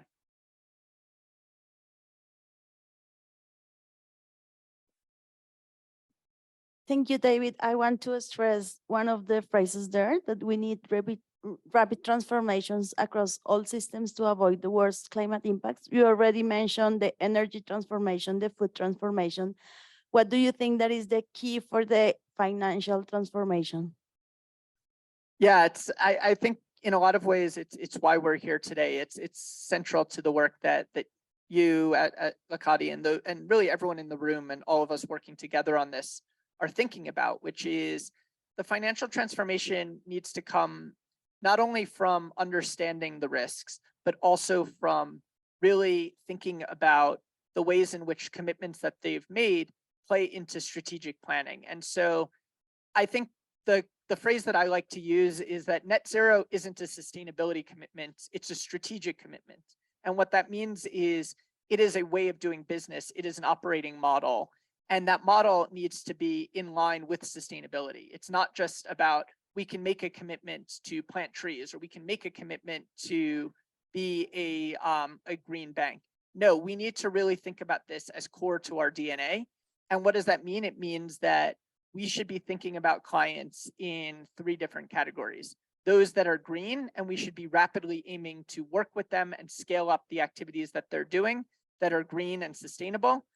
Greening companies that maybe aren't yet green, but are looking to transition, and we should be facilitating that, because it may be many of the companies of today that become the green companies of tomorrow. I think we, and this is both a personal view as well as I think a pragmatic one, we shouldn't be necessarily putting our hands on the scale to say, no, we don't want to have that company in the future.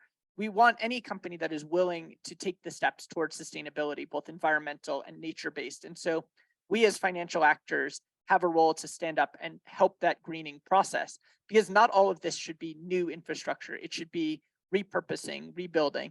And then finally, we should have companies that we don't believe fit into our vision and into our portfolio. And we should be realistic with that. We should recognize that these commitments don't just mean we get to have our cake and eat it too. We do have to, in some cases, make hard choices. And those hard choices are, this company isn't transitioning. This company that we used to finance is one that is not going to be compatible, or this company doesn't really have a market because of the fact that new policies and the transition mean that it is going to be fundamentally out of step. And I think we need to be honest with ourselves. Everyone likes to talk about the first 2 categories. People don't like to talk about the third. And the truth is, we're not going to really reduce emissions unless we think about all 3 of those. And I think the financial sector should be considering a holistic approach that allows them to think about each of those and to have both the honesty with their clients as well as with their stakeholders to know what that plan is across each of the clients that they work with. And the plan may evolve over time, but it will involve tough decisions, and it will involve putting their feet into new places that maybe haven't been as material to their prior success or to their prior business. Other question? Yep. Hola. Hola. ¿Cómo esta compañía, bueno, es un panel? ¿Cómo nos puede So ayudar a how nosotros can a crear these políticas dentro de panel nuestras help us to empresas, create policies justo within para our ayudar al cambio companies climático, to para tener look at a more También, sustainable otra pregunta, financial ¿cómo and contribuye ecological esto a nuestras strategy? políticas, como And how país does o this como contribute Latinoamérica? to your Porque creo que policies as a country sí or nos even on a parecen un regional poco Latin American level? políticas que Because tenemos it en México feels like actualmente, they're los proyectos que opposing están to the hacia acá en current México. Entonces, projects ¿cómo esta in empresa o Mexico. este panel So how can contribuye this panel contribute a la creación de leyes o to the políticas creation en of México y en laws Latinoamérica? and policies in Mexico and Latin America? Yeah, so that's such an important discussion, because I want everyone here, and I know all of us as organizers want everyone here to be really involved in working within their companies. And I think the first step is education. It's being the point of knowledge for your organization on these topics and why they matter. But I think the next thing through this work is what kind of tools will help you see the risks, will help you understand the risks, and help you communicate those risks to others, with the idea that those should change how some of these considerations are being made. Another question of why does this matter? Well, it matters on the national level and the regional level, because we see not only that this is a topic that regulators are interested in working together on, but because the public and private sector need to contribute. And so understanding this is the road we want to walk as a company, that was the first part of what I was talking about. You having the knowledge to convince, to discuss, to educate those in your company about this. Then comes the next step, which is how can government help us get there? What are the things that we need to do based on this is the road we want to walk? And I think the public sector does listen to the private sector in that regard on many things. And so in this case, it's saying we are ready for action. Where are you? But I would say in terms of hopeful signs, the conference I was at last week for SEMLO was a launch of the Climate Financial Risk Center for Latin America and the Caribbean. That's a collaborative effort across the region between their central banks to better understand climate, to think about climate policy. And so I think these efforts are going on. But remember, we have in these cases in Mexico and many other countries, democratically elected governments that are interested in what the people want, what businesses want, and what financial interests are aligned to. And so when all of those speak with one voice, then I think we begin to get the coherent policies that are necessary. When there's disorganization, or where there's those that are working to continue expanding high emitting industries, then it becomes harder. So in some ways, we want to create that positive feedback loop, and we want to give you the power as change makers, both to start by communicating to your organizations, but then communicate with those in your regulatory affairs department, in your executive offices. What are the kinds of policies? What are the kinds of incentives needed in order to both help you be more of an effective risk manager, but also to reach the climate goals that you've set for the organization? So is there an easy answer? No, I wish I could say, here's the magic formula we'll give you, and you can take it, you can share it with government leaders, and then we'll get there. I think it's rather getting everyone onto the same page to recognize that this only works when we do it mutually. So I think we're at time now. We'll have a little bit more time. I'll start the next session off with just rounding up any questions. So if you want to take a few minutes during our break to go through those questions, I think that would be great. And then when I come back, we'll start with those, and then we'll talk about how these risks manifest in the financial system. Before we go on to the next discussion, which is a little bit shorter, just about how climate and financial risks tie together, how we typically classify those, we'll take a few of the questions that we received over Zoom that I think are really interesting, and hopefully will be relevant to things that those in the room are also eager to better understand. So I'll take the questions that I got there, and then also if any of you have thought of questions in the meantime, we'll take yours right after. But from the Zoom, what we have is the first question about deforestation, and especially in Latin America, and particularly in the Amazon, as well as in other parts of Central America, where there is both biodiversity hotspots as well as significant areas under threat from deforestation. What are the potential climate impacts, as well as how can this be discussed and considered? And I think the first thing to say is, in terms of the overall footprint from a climate standpoint, one of the biggest footprints for the region is around land use change and deforestation.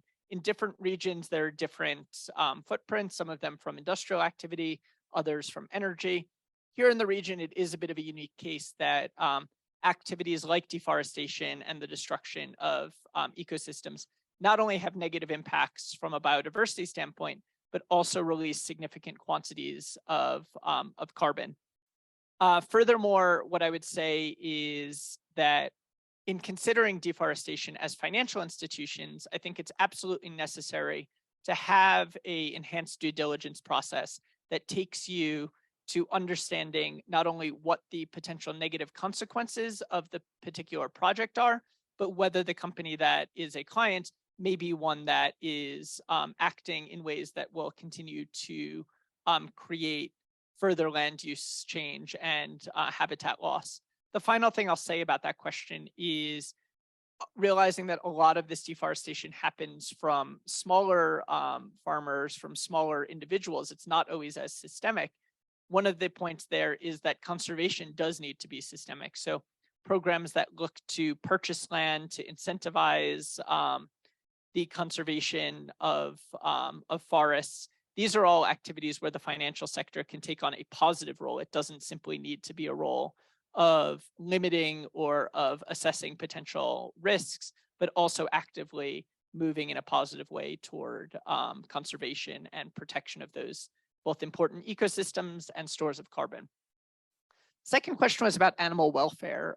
Someone asked about, how does this question of animal welfare play into global agricultural production, meat production, and climate change? And the answer is that intensive farming has made meat both cheap and has made it perhaps overly abundant in many places. It also takes on practices that are highly wasteful from a consumption standpoint in terms of feeding potential food to animals that could otherwise go to feed people. It also results in the use of chemicals, antibiotics, and others that are going to be negative. And so I think there is strong alignment between animal welfare and the appropriate climate response, in the sense that farms and countries where animal welfare laws are strong, actually you see a market mechanism taking place, which is that the meat that is produced is of higher price, also higher quality, but by removing some of those negative animal welfare effects, we also see a lowering in consumption of meat. So in some ways, this mass production is bad for animals, bad for human health, and also bad for the climate. And so definitely there's an intersection point there. Another question came from a physicist asking about overshoot. And we'll talk a bit more about that tomorrow, but just to say, not all 1.5 degree scenarios are created equal. And that kind of goes back to that analogy I had about the ice cube in the oven, which is the idea that it's not just about heat, it's about time as well. And so scenarios that overshoot, meaning that they exceed the desired temperature and then return back, the extent to which they overshoot is going to be an area of increased risk. And so the higher that overshoot is, the less action people will need to take now, but the more work they'll need to put in later. So if you think about high overshoot, what they mean by that is we're going to significantly exceed the temperature. That's going to have two negative impacts. That's going to have the first negative impact, greater risk due to that higher temperature. And the longer that temperature persists, the worse that will be. The second risk is that we're leaving the work for ourselves in a very speculative future. We're making the assumption that in the far future, we're going to be able to take out a lot of the greenhouse gases from the atmosphere in a feasible and economical way. And we're going to be able to store them in a durable system that won't get back into that atmosphere. So in some ways, what we're doing is we're borrowing from our future selves in an overshoot scenario. We'll talk a little bit more about that tomorrow when we talk about the reality of transition scenarios and what those pathways look like. But that's just a few words on that, because I know many of you have heard about that or heard about, will we exceed 1.5 degrees? The next question was a little broader about climate justice and said, what are plans or actions for companies and countries that have benefited from emissions to compensate those that are vulnerable now? And what I would point to is the landmark agreement at COP27 in Sharm el-Sheikh on loss and damage, which is Article 8 of the Paris Agreement. This agreement to set up a loss and damage fund aims to provide compensation and financing to the most vulnerable, those who have been the most negatively impacted by climate change. The challenges still remain how that will actually be funded, what eligibilities will be, how it will be set up.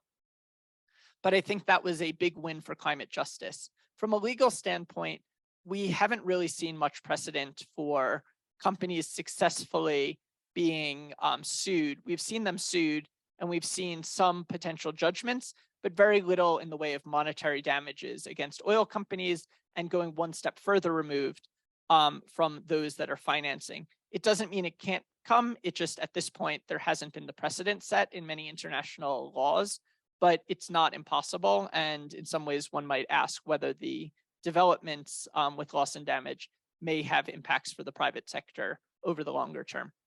The last question was on initiatives. They said, what initiatives can we be involved in? What initiatives can we support to encourage and accelerate sustainability? And on that, I would say there are a number of really great initiatives that bring financial institutions together, that bring those organizations together, that are committed to sustainability, that are committed to reducing emissions, that are committed to managing their climate risks. A few of them include at UNEP-FI, the Principles for Responsible Banking, which aims to lay out 6 different principles across the environment for banks to commit to and take steps to manage their environmental footprint. Second, we have our sister organization, the Principles for Responsible Investment, which also characterizes a series of principles for promoting sustainability. We likewise have in the real economy organizations like the UN Global Compact and the World Business Council for Sustainable Development, WBCSD. They are looking for real economy actors to step up on sustainability, to make commitments and to move forward. There's a number of other great practices going on, whether it's Climate Action 100+, which works with investors on supporting advocacy of environmental topics. There are also working groups often at a country level. As I mentioned, on the regulatory side, the CFR Center that we just launched last week, I think likewise, another really valuable resource within countries, especially in Mexico, to cite this as an example, is the TCFD consortium, getting groups of public and private actors together to discuss climate risks, to take action on sustainability initiatives, and to understand how this broad picture of climate fits into their operating model. So just a number of questions from the chat. Any questions in person maybe that that I haven't covered or that you'd want to ask from the prior session? So I see that scenarios are very dependent on, specifically with the IPCC, with CDR technologies. Are there any scenarios which don't take into account those kind of technologies that we can achieve within the technologies that we do have and we are already constructing and developing currently? Yeah, so one of the changes between this current IPCC report and that of Assessment Report 5 is that fundamentally we're seeing a few more scenarios that are actually requiring CDR than previously. I think about 90% of the 1.5 degree line scenarios do require it. What I would also mention, though, I think, which is relevant, is there are scenarios, one used by the Asset Owners Alliance called the One Earth Climate Model, as well as a few others within the IPCC itself that don't use that. There are about 10% of them. The trade-off here is they are more conservative because they're not going to use them, which means that we need to cut emissions faster and further today. And so it's a little bit of a transition trade-off. It's how much faith are you giving in future technology and the ability to scale existing technologies. That said, just one final word on CDR, which is we do have most of these technologies. They're not simply ideas for how to do this. It's at present, most of them are not presently economical. So a good example is direct air capture. It would take about half the world's energy to offset the world's footprint for emissions. That clearly from a cost standpoint and a feasibility standpoint in building that out is not really feasible at present. And so it's less pure technological and more technological advancement, economics, and deployment that matters. But just to the initial point, I would say there are a number of scenarios that are low to no CDR. There are also scenarios that make other constraints as you might desire. So limited nuclear expansion or limited use of biomass and biofuels, because that is also controversial, not just from a CDR standpoint, but just from a land use standpoint and a food standpoint. So that's what I would say. Other questions on, yeah, in the back?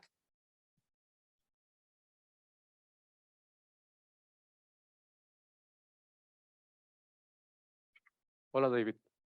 Hey. Mi pregunta es, How ¿con did qué you software hiciste las make gráficas de the razas? charts, and Y could si me you puedes explicar de una explain in forma more más detallada cómo detail se interpreta. how do you, or how En la are they to be presentación interpreted? tenías unas gráficas de brasas. You had some Son brasses unas charts, gráficas some de charts amarillo, that rojo y had morado más o menos, como yellow, si fueran gráficas purple, de barras. and red, similar to bar charts. So this chart was produced by the Intergovernmental Panel on Climate Change. And so what it does is it looks on the left-hand side at a range of potential scenarios. And then at the right-hand side at a number of what they've called reasons for concern, areas where there are potential risks. So the first is based off various emissions trajectories that they've laid out. The second part of the chart is based off a series of identified hazards and then a consideration in the literature of likelihood of those hazards. So you might see, as an example, single irreversible events become significantly likely at 3 degrees. And so that data point will be reflected as part of the purple in that particular bar. And so the way that they've done this is they've tried to first kind of compile what the potential trajectories look like, and then based on the research and literature within each of these reasons for concern, what does the literature say about likelihood? So are biodiversity collapses more likely at 2 degrees or at 3 degrees? At what point are these highly likely to occur? Should we be particularly concerned about of these 5 big risks? And so that's how the chart was constructed. So still figuring out how to get this back onto to my head, but I will certainly do that after the next session. Maybe if we can just switch back to the presentation, and while I'm doing that, if there are any remaining questions from the prior session, very glad to take them. So I think in covering some of the discussion that we've talked about before, there are a number of negative impacts of climate change. And I think what's helpful from a financial standpoint, because this relates directly to what you disclose in the TCFD, it's also related to what you are doing in terms of internally understanding physical climate risks. I think it's really helpful to understand the diversity of impacts from climate, whether it's drought, storms, fires, floods, heat waves. It's easy to kind of say, oh, climate change is about rising sea levels and higher temperatures. And most of the industries we work in don't have relevance there. But I can tell you a few examples over the summer that have been really useful in showing that climate risks are more widespread and more integrated. One was the droughts in France caused really low water levels, and those low water levels led to curtailment of nuclear power generation because they lacked the cooling water that was necessary. In another instance, severe flooding in China earlier in the year knocked out infrastructure and supply chains that were already damaged by COVID and the frictions caused by that. Another example is in terms of the potential for disruption in coastal areas due to tourism. There are a number of areas that weren't able to have tourists because the beaches, due to the overuse of fertilizer and increasing dead zones, saw large productions of dangerous algae. And so these are just some examples of the idea that climate is often a lot more broad and a lot more interconnected than simply one effect or another. And so this page here sort of covers, for human impacts, all of these can have financial consequences. We can talk about both the health consequences in terms of worsening healthcare outcomes from air quality, spreading disease vectors. We can also talk about those disease vectors for agriculture, so negative impacts of pests and other damaging, crop damaging insects and others. We can also talk about things like flooding, water scarcity as having both health consequences as well as having economic disruptive consequences, as I just mentioned. Similarly, severe weather, you're looking again at impacts that can be particularly damaging to crops, to real assets, to individual homes and livelihoods. And so the idea really is that all of these different impacts that you see here have the potential to negatively impact individuals, companies, communities in ways that have financial manifestations. And as you can see on this page, this is, potential impacts of climate change on the world on a per capita basis. And you can see the areas that are in the tropics are the most severely affected. The loss of productivity, areas where it becomes too hot to work outside for companies that do outdoor work, reduced harvests, leading to rise in agricultural prices, diminished resiliency of supply chains due to storms, reduced tourism revenues, reduced production in industrial goods due to either raw material scarcity or other key inputs.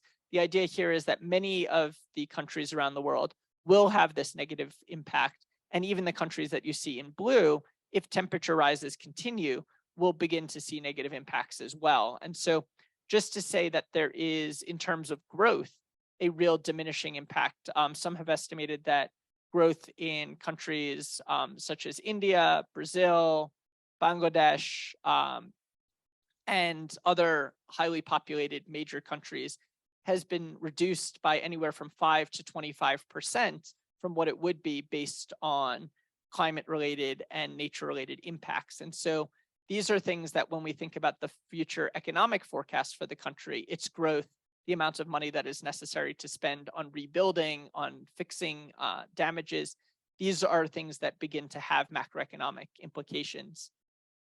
And so just to kind of help us categorize these, to help us understand better what the particular criteria is that we should be understanding and thinking about, I would break this into two different pieces. The first are what are the physical risks? That's really what we'll talk about today. Physical risks break into two different types, and you'll often hear a couple different terms for each of the types. The first type are what are called chronic risks, or you'll hear them called incremental risks. These are the risks of that shifting baseline and that changing distribution. They are the higher sea levels. They are the changes in rainfall patterns. They are the period of time where crop productivity is at its optimal level and how that changes. They are the ones that are the underlying baseline. And so that's why they're called chronic or they're called incremental, because they move over time. On the other hand, we have what are known as extreme events. Extreme events are the types of events that actually result from a single one-off event that is extreme in the distribution, but maybe made more likely or more severe by the shifting baseline. A good example of this is a chronic condition is warming seas. A extreme event, or what's called an acute risk, is a stronger hurricane. And so that strong hurricane is a single event, but the overall cause of it is both combination of weather patterns, of randomness, but it may be encouraged in its strength by the additional energy in a warmer sea. And so that's one example. Another example of how the extreme events tied to the incremental risks are the difference between rising temperatures, an incremental hazard, and a devastating heat wave. That devastating heat wave itself can be seen as an extreme event when it happens over a short period of time, and it may have been made more likely or more severe by that shifting baseline in average temperature. The transition side is something we'll talk more about tomorrow, but to lay out the transition side, transition is really what happens as we move to a decarbonized world. What are the challenges? What are the disruptions in the business model, given that we need to move so fast and so far in a relatively short period of time? So transition risks typically are related to policies, so shifts in the creation of carbon prices or restrictions in certain activities. They also are related to technologies, new technologies coming in to take the place of old technologies, ones that have become more cost competitive, ones that are better than others. So the example there is solar replacing coal. Then we have the impacts of the market and potential market-based risks. So shift in consumer preferences, perhaps consumers shifting away from meat. We also have likewise the shift of market actors, which creates the potential for asset stranding. So we don't believe that this coal plant is going to be operable in 30 years. And because of that, we believe that we need to write down the value of the asset because it won't be generating for its useful life. Or this oil field that we finance, we don't believe it will be fully extracted because that's not going to be in line with our climate goals. And then finally, legal risks. Legal risks are going to relate to the potential for companies to face losses due to lawsuits, as well as for those that finance them to be also potentially legally accountable. And likewise, reputational risks tie both also into accountability, but in this case, in the mind of the public and in the mind of stakeholders. So if those are the types of risks, let's look at a few examples of how they can manifest in the financial system and some examples of some exams that financial supervisors have done to bring those risks into play. And so this is from the Network on Greening the Financial System, the NGFS. They're a collective of regulators and supervisors that really looks to help organizations understand not only the climate risks, but also wider nature-related risks and how central banks can act in a positive way to make progress on mitigating those risks and promoting sustainability. An example here now shows how the transmission channels flow through the financial system. The first way that this happens is if we use the physical risk channel, looking at something like flooding. Flooding can result in direct damages to an asset. So on a microeconomic level, that can result in both higher insurance costs, it can result in lower property values, it can result in potential inabilities to repay due to the need to repair those damages. Those things then can result, if you're talking about a retail mortgage, in a decline in credit quality. If you're talking about a commercial real asset, a decline in its market value. From an operational risk standpoint, it can also result in a potential company making decisions that are going to be either further damaging by putting themselves at further risk or otherwise impact the overall operations of the company. At a macro level, let's now take another climate risk and trace that transmission channel. In this case, let's talk about drought and the reduction in water flow, and that may increase the price of agricultural goods. It may limit power production, as I mentioned with the example of France. And so as a result, economic factors themselves within the country, there may be higher inflation due to higher food and energy prices. There may be supply chain disruptions, which result in lower overall output. These are ways in which then, as you're thinking about the overall economic health, you may see impacts. And so those may be seen in higher than expected default rates for clients.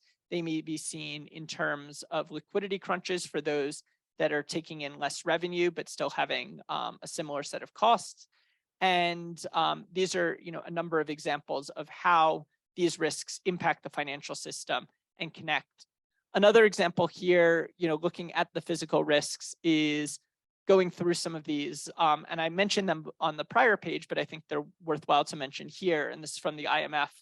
Business disruption, so talking about that, whether it's the curtailment of energy, supply chain breakdown, asset damage and destruction, migration, so the economic displacement that comes from migration, the cost of reduction of reconstructing and replacing, the lower value from stranded assets, so the recognition that potentially not just assets are stranded due to transition risk, but assets that are no longer desirable because they can't be insured can be potentially stranded. And then finally, increasing energy prices, as I said, disruptions can bring about those. And so on the physical side, you can see a number of those things. They then create impacts on our potential clients, our potential business partners. And then as a result, those have impacts on things such as market risks, credit risks, underwriting and operational risks as well. And so those relationships are the ones that I think are important to keep in mind. So as much as we've talked about the science this morning, and as much as you'll hear from Francisco about more of the specifics for Mexico, it's not enough just to say this is the scientific impact. It's critically important for us to say, now let's ask the next question. How does this impact our clients? What are the financial ramifications of those impacts? And so you can see here from the Bank of England, they spent some time thinking about some of those consequences and some of those cases, looking at on both the physical and transition side. We'll stay focused on the physical now. As they developed their stress test, this was from their materials around their climate stress test, looking at how various parts of the risk chain are affected. So credit risk, we talked about potential mortgage defaults, talked about on the market risk side, decline in the value of real assets. We also talked about operational impacts on things like supply chains and business continuity. And so by laying this out, they've provided a framework that they use in doing their stress test and assessment. We'll talk more about that when we talk about some of the regulatory practices tomorrow in our session. But I think that's one of the important linkages. And then finally, looking at actually what the results are, what the consequences are. This is from the European Central Bank and their work with the Financial Stability Board of the G20, the two of them working together and really aiming to understand what impacts are on GDP. So this is kind of, if before we were talking about sort of micro impacts, right? Talking about, impacts on your portfolios, on potential repricing, on continuity. Here now we're bringing in the macro perspective and saying across the Euro area, what are the shifts that we see? In this case, this is talking more on the transition side, but the point is still relevant here, which is that abrupt physical impacts or abrupt transition policies can have negative consequences on short-term growth, can have negative consequences on specific industries.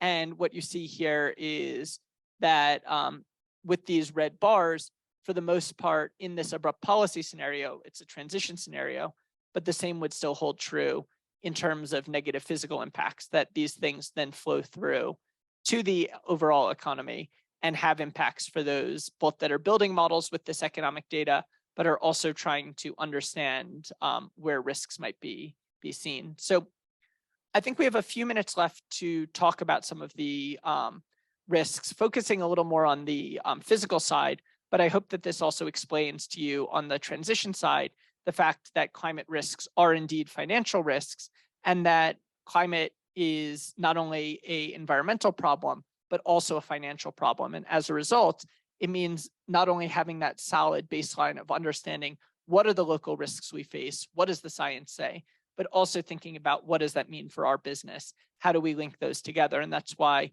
it'll be great later on in today's discussion, as well as tomorrow, to hear about two different methodologies for assessing and measuring both physical risks and then tomorrow transition risks. So with that, as I said, we have a few minutes for questions before I'll hand over to Francisco to talk about Mexico's specific climate risks.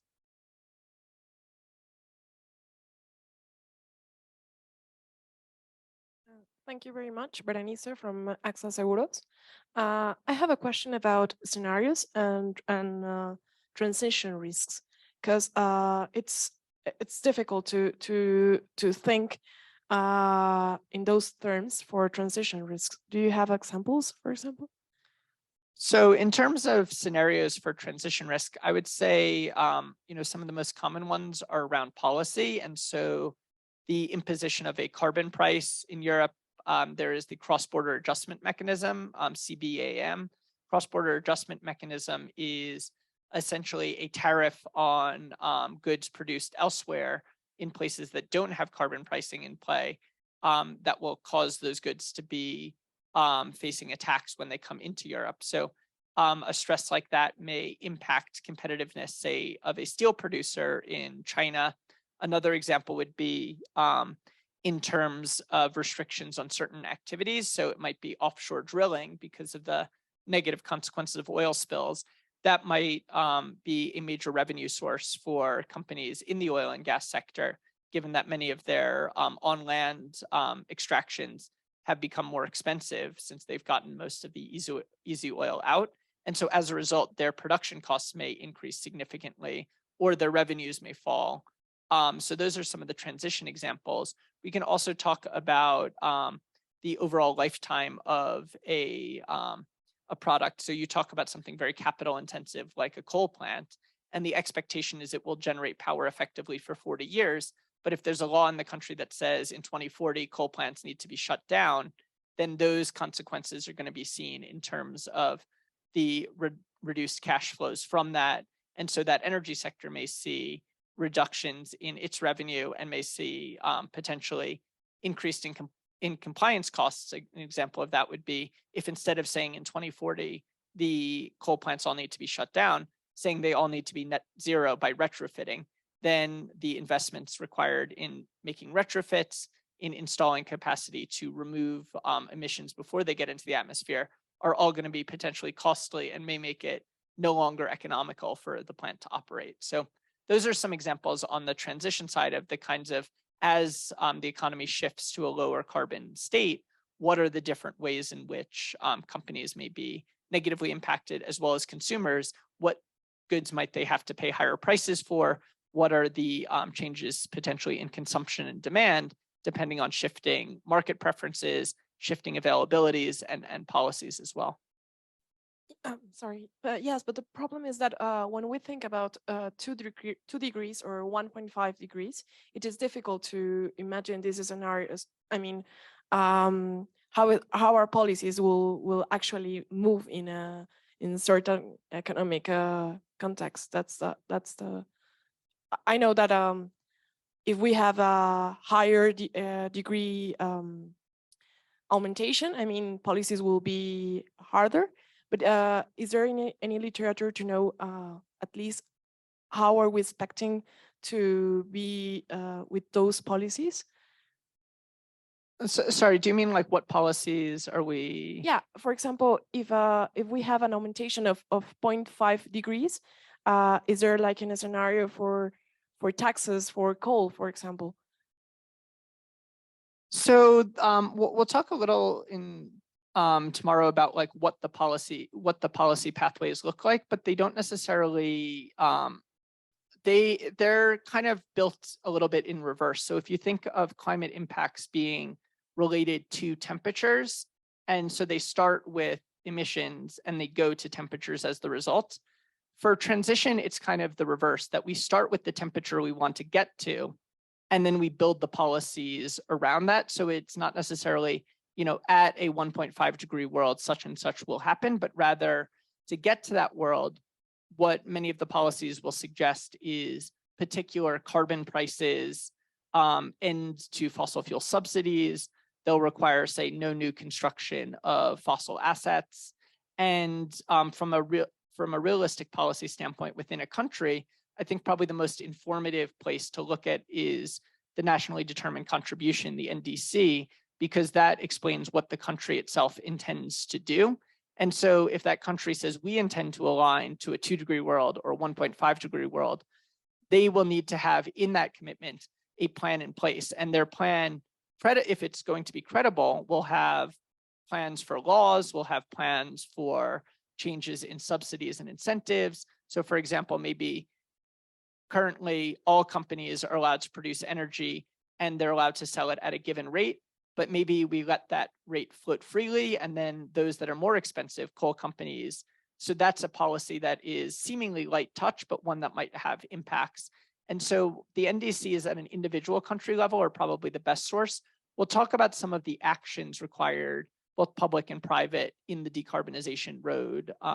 But your insight about the strength and severity at certain levels is absolutely true. So like what I would say is, at a 1.5 degree trajectory, there really is very little room for coal use. There's very little room for new fossil fuel investment. There needs to be big investment and incentives. And so these are all public policy decisions in some ways, as well as market-based decisions. And so while there are different scenarios that may require different extents of them, they mostly agree in terms of the general trend of the scale down. And then the question becomes, what policy methods in your country or your region are most relevant to undertake that scale down? Is it a tax? Is it a removal of incentives? Is it something else? So it's sometimes a little harder on a general level to say, what does that mean in policy standpoint? But I think Europe actually is a helpful example of what policies people are trying out. And then other countries have also come up with effective policies in the region. Costa Rica is, I think, a good example where a number of policies, they, at COP26 launched this beyond oil and gas. And so what does that actually mean? Is there a lot of operation in the country? Not necessarily, but it shows kind of on a micro scale what sort of policies governments might pursue and the transition risks that might result from them.